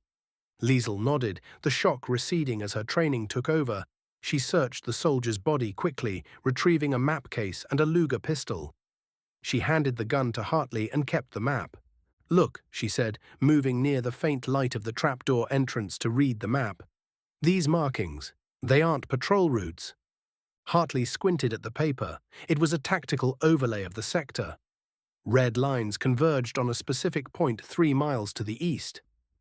A ridge overlooking the Allied trenches. Artillery positions, Hartley realized. Heavy siege guns. They're moving them up tonight. "Whitman," Liesel realized, looking up at him. "He didn't just sell us out. He fed your command false intelligence about the attack location. The British are massing their defense in the valley, but the Germans are setting up on the ridge to flank them." The gravity of the realization hit Hartley like a physical blow. It wasn't just a breach of secrecy, it was a setup for a massacre. Thousands of British soldiers were being maneuvered into a kill zone, acting on orders that Hartley himself had verified weeks ago. "We have to warn them," Hartley said. "The radio is gone," Liesel pointed out, "and we are behind enemy lines, hunted by Jaegers with a storm coming." "Then we walk," Hartley said, checking the magazine of the captured Luger. "We have to cross no man's land before dawn." "That is suicide, James. Staying here is suicide. Going back is failure." Hartley looked at her, his face streaked with mud and soot, but his eyes burning with a renewed, desperate purpose. "You said you wanted to stop the machine from eating the young. This is how we do it. We stop those guns." Liesel looked at the map, then at the dead boy on the floor, and finally at Hartley. She took a deep breath, steeling herself against the fear that threatened to paralyze her. "The ridge is heavily fortified," she said, her voice steadying, "but there is a drainage tunnel that runs under the old mine works. It exits near the forward observation post. If we can get there—" "Lead the way," Hartley said. They climbed out of the cellar, leaving the sanctuary of the darkness for the chaos of the night. The rain had slowed to a drizzle, but the wind remained fierce, carrying the stench of sulfur and impending death. They moved like ghosts through the ruins of the village, stepping over the rubble of a civilization that felt centuries gone. As they reached the edge of the village, looking out over the scarred, cratered expanse of the battlefield, Hartley felt a strange sense of clarity. The betrayal had stripped away his illusions. He was no longer fighting for a flag or a king, or the approval of men like Whitman. He was fighting for the person standing next to him, and for the unsuspecting men in the trenches miles away who were sleeping their last sleep before the slaughter. The descent into darkness had not blinded him. It had forced him to open his eyes. "Ready?" Hartley asked. Liesel pulled her collar up against the wind. "No, but let's go anyway." They stepped into the mud, moving toward the flashes of light on the horizon, walking directly into the mouth of the war. Chapter 10. The final maneuver. The rain had turned the world into a slurry of grey and brown, a viscous soup that swallowed boots and men alike. In the cellar of the ruined farmhouse, the dampness was a physical weight, pressing against James Hartley's chest with more force than the fear that had taken up permanent residence there. He sat on an overturned crate, the rough wood splintering under his gloved fingers. On the makeshift table before him, a door torn from its hinges and balanced on two barrels, lay a map of the Somme sector. It was stained with coffee and candle wax, marked with aggressive blue arrows that promised glory and concealed slaughter. Beside it sat the decrypting pad, the pages fluttering slightly in the draft that whistled through the cracks in the masonry. Liesel Müller stood by the narrow slit of a window, her silhouette barely distinguishable from the shadows. She was cleaning her Luger, the rhythmic click-clack of the slide, the only sound in the oppressive silence. She didn't look at him, but Hartley knew she was watching. She was always watching. "It is nearly 300 hours, James," she said, her voice low, stripped of the German accent she could don and doff like a heavy coat. "The window is closing." Hartley stared at the map. The blue arrows pointed directly into a salient known as Devil's Anvil. According to the British High Command, the German lines there were thin, battered by a week-long artillery barrage ready to crack under the weight of a dawn offensive. According to the intelligence Hartley had pulled from the hollow heel of a dead courier's boot 3 hours ago, the High Command was wrong. The Germans hadn't retreated, they had withdrawn to concrete bunkers deep underground, leaving the surface trenches empty. When the British boys went over the top at dawn, they wouldn't be charging into a vacuum. They would be walking into a synchronized crossfire of 20 machine gun nests that had been moved up under the cover of darkness. "They're walking into a meat grinder," Hartley whispered, the taste of bile rising in his throat. 5,000 men, maybe more. "Yes," Liesel replied, turning to face him. The candlelight caught the sharp angles of her face, illuminating the exhaustion and the terrifying resolve in her eyes. "And if you use the wireless to warn them, the offensive is called off. The Germans will know their secure line was breached. They will change the ciphers by noon." "I can't let them die, Liesel." "If they change the ciphers," she continued, her voice hardening, "we lose the network." We lose the identity of the mole in Whitehall, the man who is feeding Haig these lies in the first place.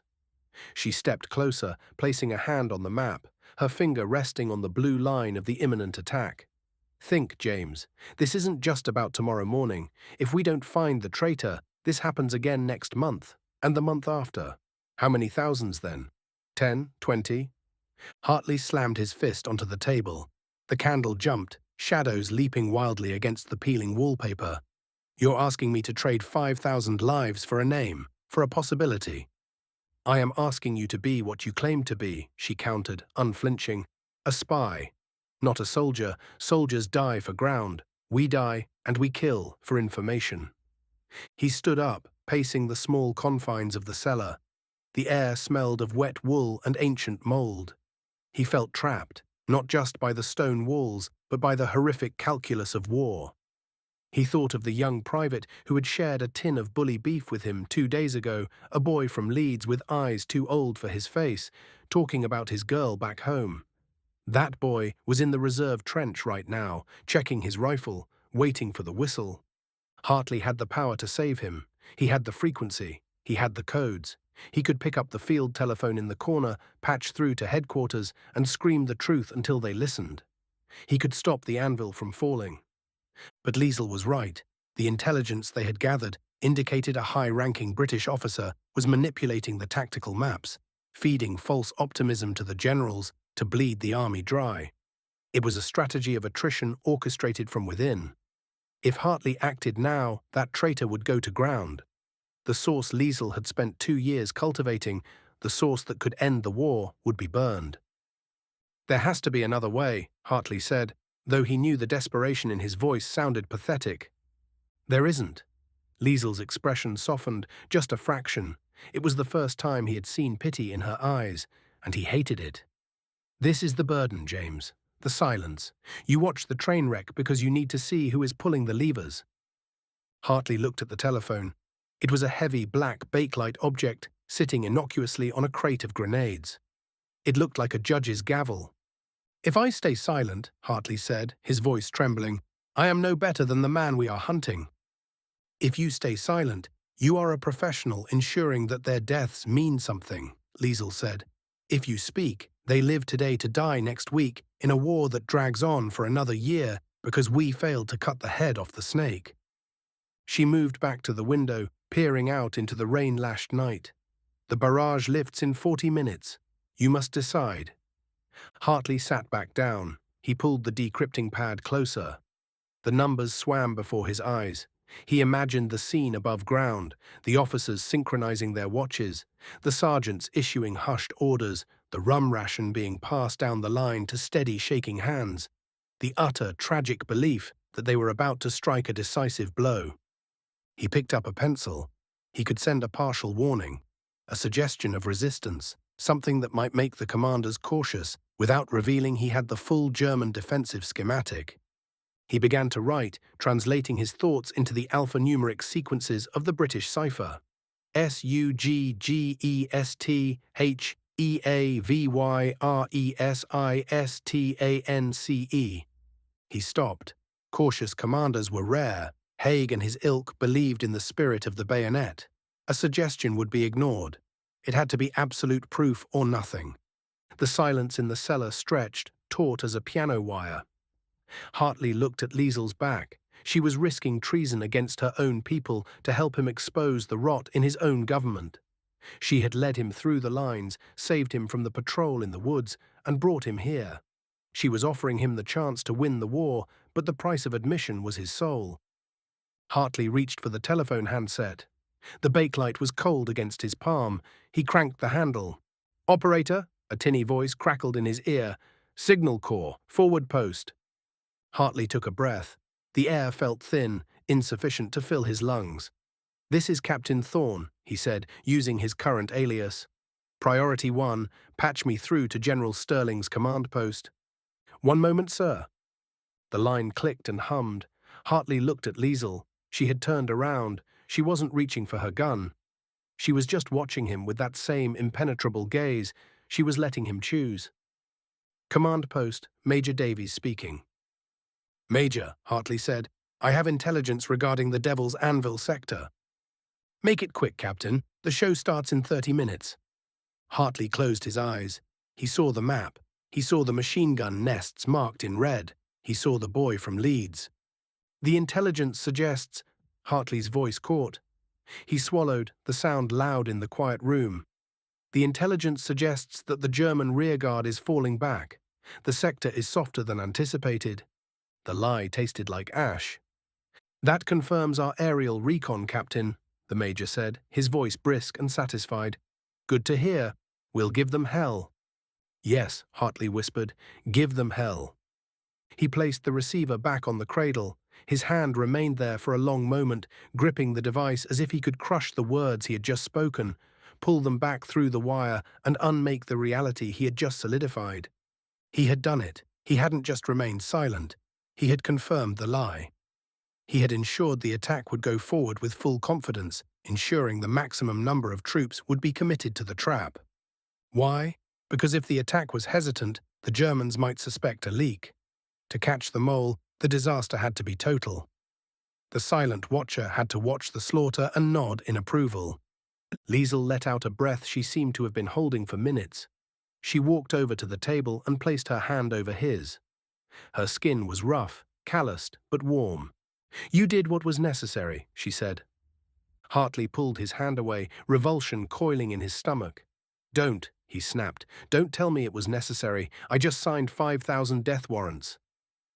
You bought us credibility, she said, her voice steely again. The mole will contact Berlin tomorrow to brag about the victory. He will feel safe. He will emerge. And when he does, we will be there. I hope it's worth it, Hartley muttered, standing up and grabbing his coat. He couldn't be in this room anymore. He couldn't look at the map. God help me, I hope it's worth it. Where are you going? Liesel asked.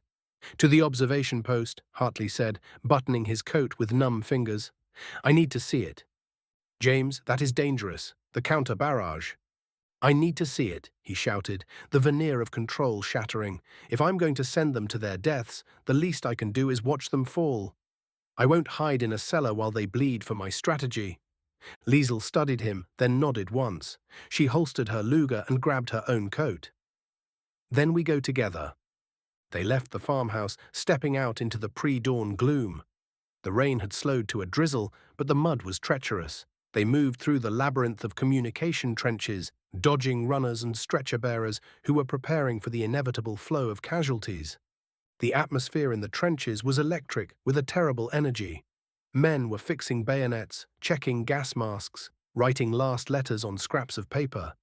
Hartley kept his head down, the brim of his helmet shadowing his eyes. He felt like a ghost, a spectre of death passing among the living. Every laugh, every curse, every prayer he overheard felt like an accusation. They reached the forward observation post, a reinforced dugout cut into the chalky soil of the embankment. A periscope jutted up through the sandbags. An officer was glued to the eyepiece, muttering coordinates to a telephonist. Hartley found a spot by the firing step, peering through a narrow embrasure between the sandbags. No Man's Land was a landscape of nightmares, craters filled with oily water, tangles of barbed wire that looked like scribbles of black ink against the grey sky.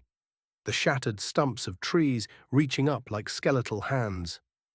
5 minutes, a sergeant called out down the line. Fix bayonets. The sound of steel sliding onto rifles rippled through the trench. It was a sound Hartley would hear in his sleep for the rest of his life. He looked at Liesel. She was crouched beside him, her eyes scanning the dark horizon where the enemy waited. She didn't look happy. She didn't look triumphant. She looked like a woman attending a funeral she had organized. The network uses a frequency in the 400 range, she whispered, leaning close to his ear so only he could hear.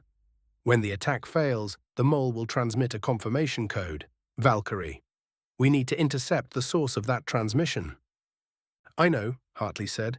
He gripped the edge of the sandbag until his knuckles turned white. James, she said, her voice softer, you are not a murderer. You are a surgeon. Sometimes you must amputate to save the patient. The patient is dying, Liesel. We're just rearranging the bandages. A sharp whistle blew, cutting through the damp air like a shriek, then another, and another, the signal. Over the top, lads. for king and country. A roar went up from the trench, a primal sound of fear and aggression mixed into one. Hartley watched as the men scrambled up the ladders, their boots slipping in the mud, hauling themselves over the parapet and into the open. For 10 seconds, there was nothing but the sound of boots on wet earth and the distant thump of the British artillery lifting its barrage, moving the curtain of fire forward. It looked perfect. It looked like an advance. Then the German line woke up. It started with a low thrumming sound, like a hive of angry hornets, which quickly escalated into a deafening tear of canvas. The Spandau machine guns opened up. Flares popped overhead, bathing the battlefield in a stark magnesium-white light that froze the advancing soldiers in a tableau of horror. Hartley watched through the slit. He saw the front line of British troops simply evaporate. They didn't fall. They were cut down, scythed like wheat. The air filled with the chaotic geometry of tracers. Mortar shells began to walk backward, cutting off the retreat. "My God," the officer at the periscope screamed. "They were waiting for us. They knew. Those bastards knew." Hartley didn't blink. He forced himself to watch the bodies pile up on the wire. He forced himself to see the confusion, the panic, the desperate attempts to find cover in a landscape that offered none. He saw the boy from Leeds, or someone who looked like him, stumble and fall, clutching his throat. Beside him, Liesel had pulled a small notebook from her pocket and was checking her watch. She wasn't watching the slaughter, she was watching the time. "Transmission window opening in 3 minutes, she murmured. "We need to get back to the wireless." Hartley remained frozen. The sensory overload was absolute. The smell of cordite and blood was already drifting back into the trench. The screams of the wounded were beginning to pierce through the mechanical roar of the guns. "James," Liesel said, grabbing his arm. Her grip was iron. "James, look at me." He turned his head slowly. His face was a mask of shock. "It is done," she said intensely. "You cannot undo it. But you can make them pay. If we stay here, you are just a spectator. If we go, you are an avenger. Move." Something in her voice snapped the paralysis. The horror didn't recede. It solidified, turning into a cold, hard knot in the center of his chest. The grief was still there, vast and crushing, but it was being paved over by a hatred so pure it felt like clarity. He had sacrificed them. He had fed them to the guns. And now he was going to find the man who had built the trap. "Let's go," Hartley said, his voice unrecognizable to his own ears. He turned his back on the massacre. He didn't look through the embrasure again. As they moved back through the communication trench, pushing past the terrified reinforcements and the first wave of stretcher-bearers carrying the shattered remnants of the advance, Hartley felt a fundamental shift within himself. James Hartley, the man who believed in honor and the rules of war, had died back in the farmhouse cellar. The man walking through the mud now was something else entirely. He was the silent watcher, and he would burn the world down to find the truth. "To the radio room," he commanded, leading the way. "We have a signal to catch." Chapter 11. Shadows of Honor. The rain over the Ypres salient did not fall. It felt as though it were being driven into the earth by a celestial hammer. The mud, a viscous, living thing, clawed at James Hartley's boots, threatening to swallow him whole with every step he took away from the British forward trenches. He was moving into the grey, blasted heath of no man's land, not toward the German lines to spy, but toward a hollowed-out ruin in the middle of the desolation. The remains of an old sugar refinery that intelligence had marked as a dead zone. Beside him, moving with a feline grace that defied the sludge, was Liesel Müller. She wore the stolen tunic of a British corporal, her cap pulled low, but her eyes, sharp and terrified, scanned the darkness. "You are certain he will be there," she whispered, her voice barely audible over the distant rhythmic thumping of artillery. "He has to be," Hartley replied, his grip tightening on the Webley service revolver in his pocket. "The barrage starts in 40 minutes. If Sterling is going to sell the coordinates of the breakthrough to your high command, the handoff happens now." The decision Hartley had made hours ago to forego the official chain of command and act alone weighed on him like a physical burden. To report Colonel Sterling based on suspicion and a handful of deciphered codes would have seen Hartley court-martialed for insubordination before the sun rose. Sterling was a war hero, a man with medals pinned to a chest that puffed with aristocratic pride. But Hartley had seen the patterns, the troop movements that walked blindly into machine gun nests, the leaks that bled the army dry. They reached the refinery. It was a skeletal beast of twisted iron and shattered brick, looming out of the mist like a tombstone. The smell here was different. Less of rot and latrines, and more of wet ash and old rust. "Wait," Liesel hissed, grabbing his arm. Hartley froze. Through the jagged gap in a brick wall, a flicker of light danced, a match being struck. They moved closer, silent as ghosts. Hartley's heart hammered against his ribs, a frantic rhythm that seemed loud enough to betray them. They slipped into what used to be the cellar, the heavy masonry muffling the sounds of the war outside.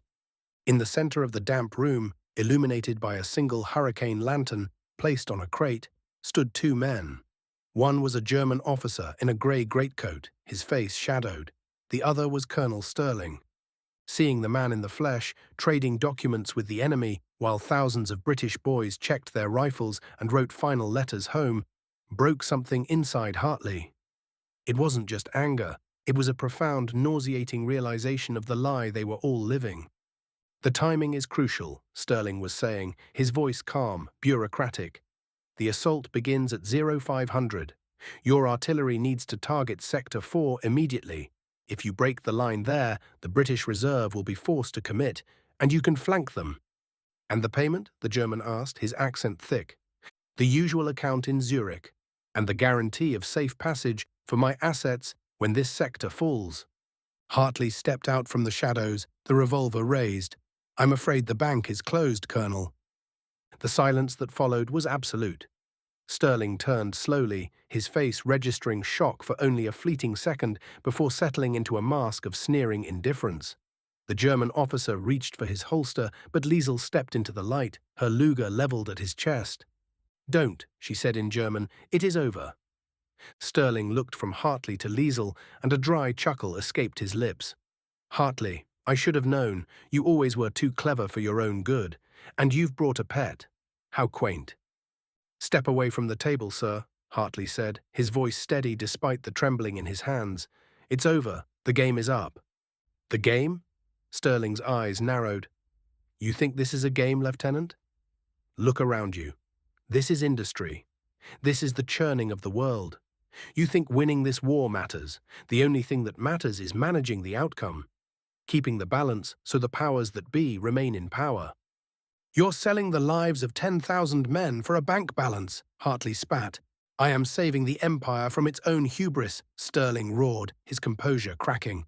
"If we win too quickly, the peace will be unstable. If we lose, we are ruined. A stalemate, a managed stalemate, keeps the wheels turning. You are a child, Hartley. You see the mud and the blood, and you think of honor. I see the map." "And that's why you have to die," Liesel said coldly. The German officer took his chance. He lunged to the side, kicking the crate. The lantern fell, the glass shattering. Darkness swallowed the room, save for the sudden blinding flash of gunfire. Hartley threw himself to the muddy floor as a bullet chipped the brickwork inches from his head. The cellar erupted into chaos. Muzzle flashes strobed like lightning in a bottle, illuminating freeze-frame vignettes of violence. Liesel diving behind a pillar, the German officer scrambling toward the exit, Sterling overturning a heavy table for cover. "Liesel!" Hartley screamed, firing 2 shots blindly toward where Sterling had been. "I have the exit," she shouted back. A scream of pain echoed from the stairs. The German officer hit. Hartley scrambled forward on his hands and knees, the wet grime soaking his trousers. He needed to get to the table. He needed the documents. If Sterling escaped with them, the attack would still be compromised. A boot connected hard with Hartley's ribs, knocking the wind out of him. He rolled, gasping, as Sterling loomed over him in the gloom, a trench knife glinting in the faint light filtering from outside. "You possess a catastrophic lack of vision, James," Sterling grunted, slashing downward. Hartley caught Sterling's wrist with both hands, the blade inches from his throat. They struggled in the mud, a primal, desperate grappling. Sterling was older, but he was heavy and possessed a manic strength. Hartley, exhausted and starved, felt his grip slipping. "You die for nothing," Sterling hissed, his breath hot and smelling of brandy. "They will put your name on a wall and forget you in a decade." "It's not for them," Hartley choked out. With a surge of effort, born of pure desperation, Hartley twisted his hips and bucked, throwing Sterling off balance.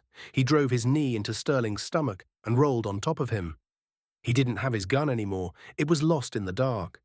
He raised his fist and brought it down, once, twice, feeling cartilage crack. Sterling scrambled backward, coughing, reaching for something in his coat. A whistle. He was going to signal a patrol. No! Hartley lunged, but a gunshot rang out. Sterling jerked violently, then slumped back against the cellar wall. Hartley whipped his head around. Liesel stood 10 feet away, smoke curling from the barrel of her Luger. Her face was pale, streaked with dirt, her expression unreadable. Hartley looked back at Sterling. The colonel was clutching his chest, his breath coming in wet, ragged gasps. The arrogance was gone, replaced by the bewildered fear of a dying man. "You," Sterling wheezed, looking at Hartley, "you've doomed them." "No," Hartley said, leaning in close. "I just gave them a fighting chance." Sterling's eyes glazed over, and his head lolled to the side.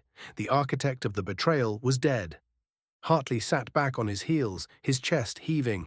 The adrenaline began to fade, leaving a cold, trembling void in its wake. He looked at the documents scattered in the mud, maps with red lines drawn through British positions, timetables of artillery barrages, the evidence of treason. Liesel walked over, holstering her weapon. She looked down at the German officer near the stairs. He was dead too. She didn't mourn him. In this war of shadows, allegiances were fluid things, and survival was the only true currency. "We have to go, James," she said softly. "The barrage." As if on cue, the ground beneath them trembled. A low rumble began in the west, growing rapidly into a deafening roar. The British artillery was opening up, the prelude to the dawn attack. Hartley grabbed the documents and shoved them into his tunic. He stood, his legs shaky. He looked at Sterling one last time. This was a British officer, a man of high standing, killed by a British spy and a German agent. If the truth came out, Hartley would face a firing squad. "Does it matter?" Liesel asked, watching him. "Who he was?" "It matters," Hartley said, his voice hoarse. "It matters because he wore the same uniform as the boys he was selling to the slaughter." He turned to her. In the dim light, he saw the fatigue etched into her features. They were enemies by birth, allies by circumstance, and now something else entirely. Accomplices in a moral grey zone that no civilian could ever understand. "You could have let him kill me," Hartley said. "You could have taken the plans and walked away. Berlin would have given you a medal." Liesel looked toward the stairs, toward the flashing sky outside. "And I would have been just like him, a merchant of death." She met his gaze. "I am tired of the merchants, James. I want to be human again." They climbed out of the cellar into the night. The world had turned into fire. The horizon was a continuous sheet of orange flame as thousands of shells shrieked overhead toward the German lines. The noise was physical, a pressure that vibrated in the teeth and bones. Hartley checked his watch. 4:40. 20 minutes until the whistles blew. 20 minutes until the infantry climbed the ladders. "We need to get to the signal post," Hartley shouted over the din. "We have to confirm the attack proceeds as planned, but without Sterling's sabotage." "You cannot go back," Liesel shouted back. "They will see you coming from no man's land. You will be shot by your own sentries." "I have to try." "No." She grabbed his shoulders, forcing him to look at her. "The plans Sterling gave, they were never sent.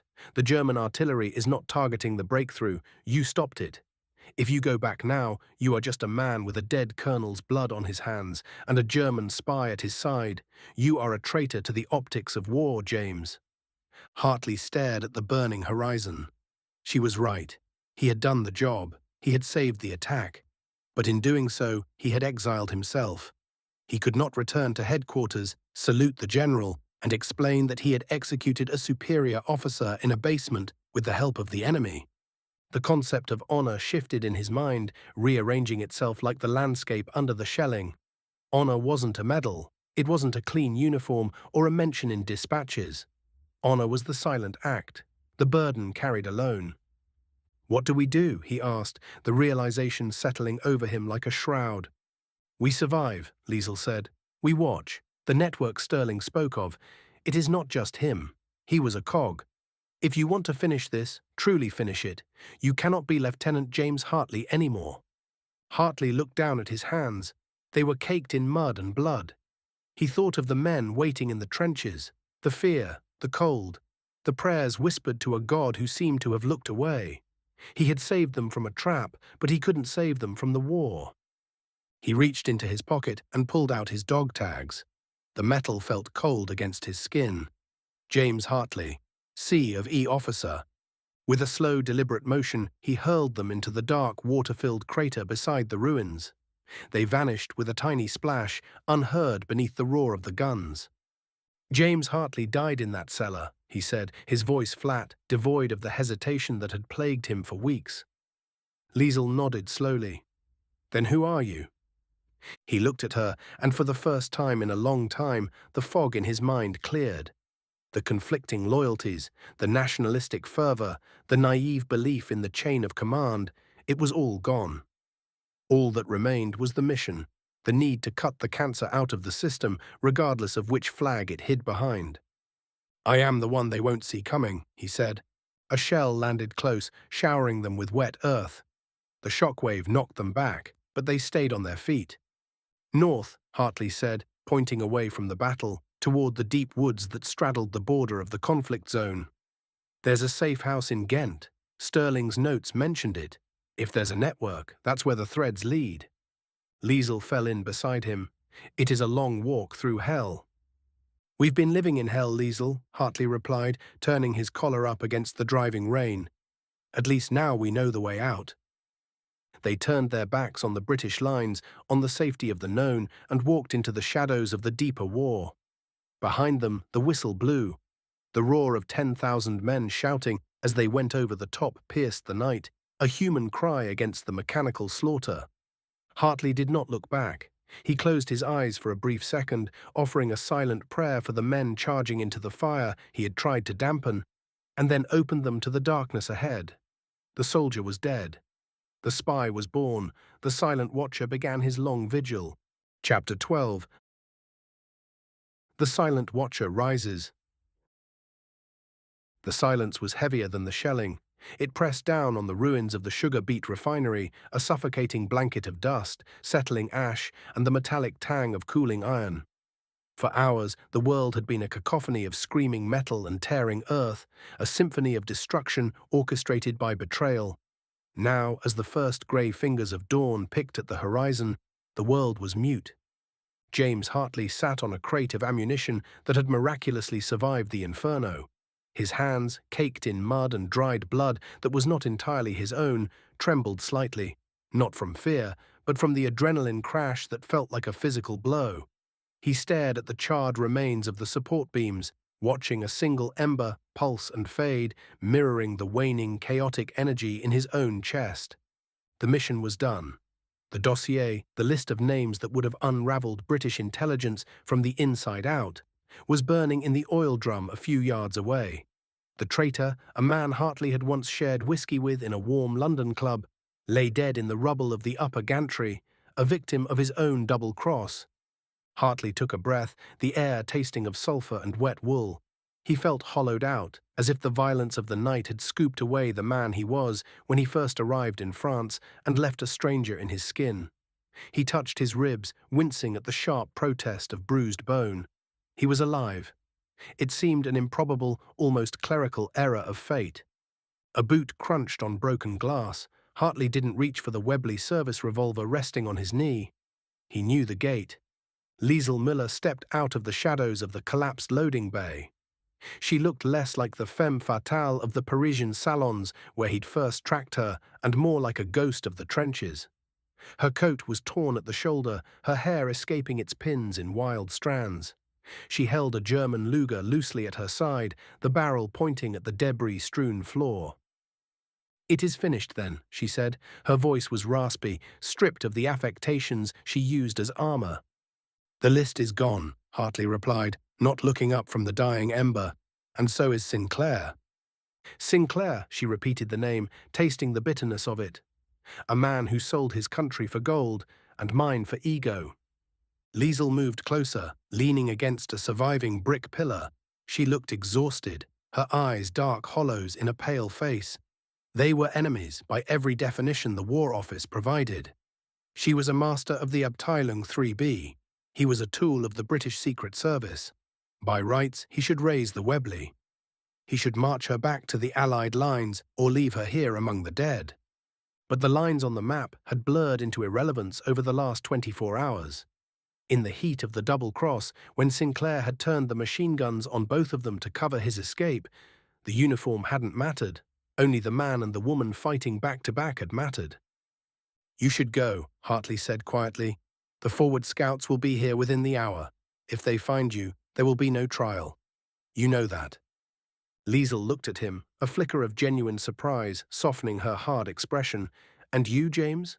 What will you tell them? That the German spy slipped through your fingers? That you were incompetent?" Hartley finally looked up, meeting her gaze. "I'll tell them the truth, or the version of it they can understand. Sinclair is dead. The network is severed. The threat is neutralized. You were just a shadow, a complication that resolved itself." "A complication," she mused, a phantom of a smile touching her lips. "Is that what we are?" "We are the only ones who know what happened here," Hartley said.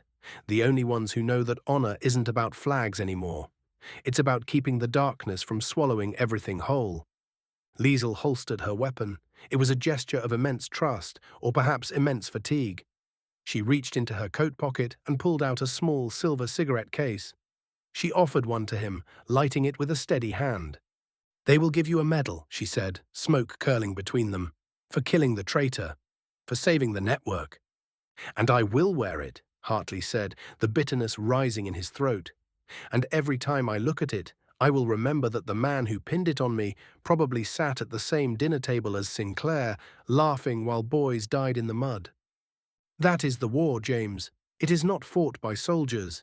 It is fought by men in rooms who view us as chess pieces." She pushed off the pillar, adjusting her collar. "But sometimes the pawns refuse to move where they are told." She looked toward the eastern breach in the wall, toward the German lines. The sun was rising faster now, illuminating the devastation. "Will we meet again?" Hartley asked. The question hung in the air, heavy with unwanted sentiment. Liesel paused. She looked back at him, and for a moment the spy vanished, leaving only a woman who had seen too much. "If we are lucky, James, we will never see each other again. Because if we do, it means the world has caught fire once more." She hesitated, then stepped forward, placing a hand briefly on his shoulder. "Goodbye, silent watcher." She turned and vanished into the morning mist, moving with the silent grace that had kept her alive this long. Hartley watched the empty space where she had stood for a long time, smoking the cigarette down to the filter until it burned his fingers. He dropped it into the mud and crushed it with his heel. He was alone. Asterisk, asterisk, asterisk. The extraction was a blur of bureaucratic efficiency that jarred violently with the raw violence of the night. A staff car picked him up 3 miles from the refinery, driven by a corporal who looked too young to shave. They drove in silence through the scarred landscape of northern France, passing columns of infantry marching toward the front, fresh meat for the grinder. Hartley watched them through the rain-streaked window, feeling a profound sense of dislocation. He was among them, but not of them. They marched toward an enemy they could see. He fought the enemies who smiled and shook your hand. By the time he reached the debriefing room at the temporary headquarters in Amiens, he had constructed his narrative. It was a sturdy structure of facts and necessary omissions. Major Blackwood sat behind a heavy oak desk that looked absurdly out of place in the requisitioned farmhouse. He was a man of stiff collars and stiffer morals, or at least the appearance of them. He scanned the preliminary report Hartley had dictated to a typist an hour prior. "Sinclair," Blackwood said, shaking his head. "I still find it hard to believe. The man was a pillar of the community. Harrow, Oxford."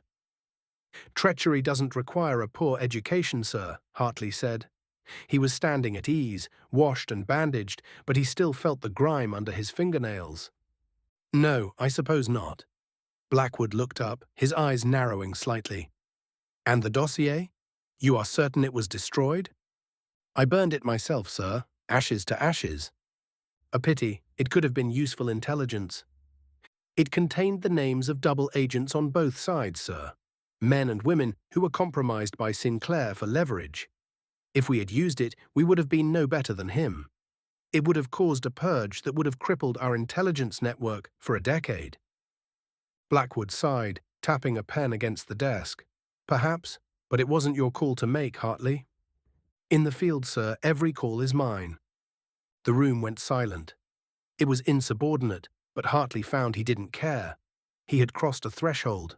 He had seen the machinery of the war naked and screaming, and he could no longer feign deference to men who only saw the paint on the outside.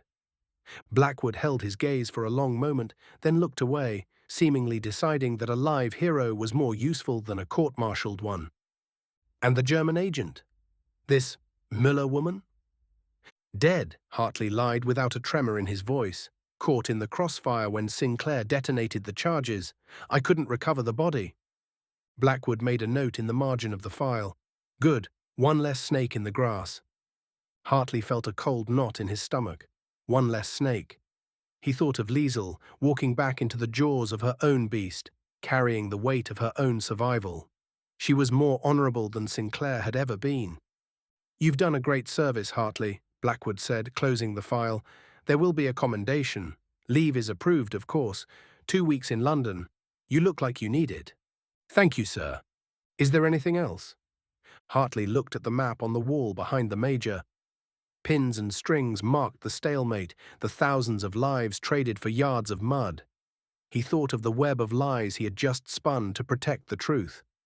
No, sir, nothing else. Asterisk, asterisk, asterisk. London was grey, but a different kind of grey than the front. It was the grey of soot and rain and endurance. Hartley walked along the embankment, the Thames churning darkly beside him. The city was busy, bustling with the frantic energy of a capital at war, but to Hartley it felt distant, like watching a play from behind thick glass. He had visited Sinclair's club that afternoon. He had stood in the foyer and looked at the man's name on the membership board. No one there knew yet. They were drinking brandy and reading the papers, unaware that one of their own had been selling their sons' lives for profit. The silence of the city was a veneer, hiding the rot beneath. He stopped near a gas lamp, leaning against the cold iron railing. The transformation was complete. The James Hartley who had left for France, the eager officer who believed in the clarity of the cause, was gone. In his place was something harder, colder. He realized now that the war wasn't a battle between good and evil. It was a chaotic struggle for survival where the only true currency was trust, and the only true victory was keeping your soul intact. He reached into his pocket and pulled out a small charred scrap of paper he had palmed before burning the dossier. It was just a fragment, the corner of a page. It didn't contain a name or a coordinate. It was just a date. It was the date of his own recruitment. Sinclair had kept files on everyone, even him. Hartley realized that the betrayal hadn't started in the trenches. It had started here, in these offices, in these clubs. The enemy wasn't just across no man's land. The enemy was indifference. The enemy was blind ambition. He crumpled the paper and tossed it into the river. The wind caught it, carrying it down toward the sea. He wasn't just an operative anymore. He wasn't just a soldier following orders. He was a guardian of the grey spaces. He had learned that sometimes, to serve the light, you had to be willing to live in the dark. He had spared Liesel not because of sentiment, but because she understood the rules of this new world better than Blackwood ever would.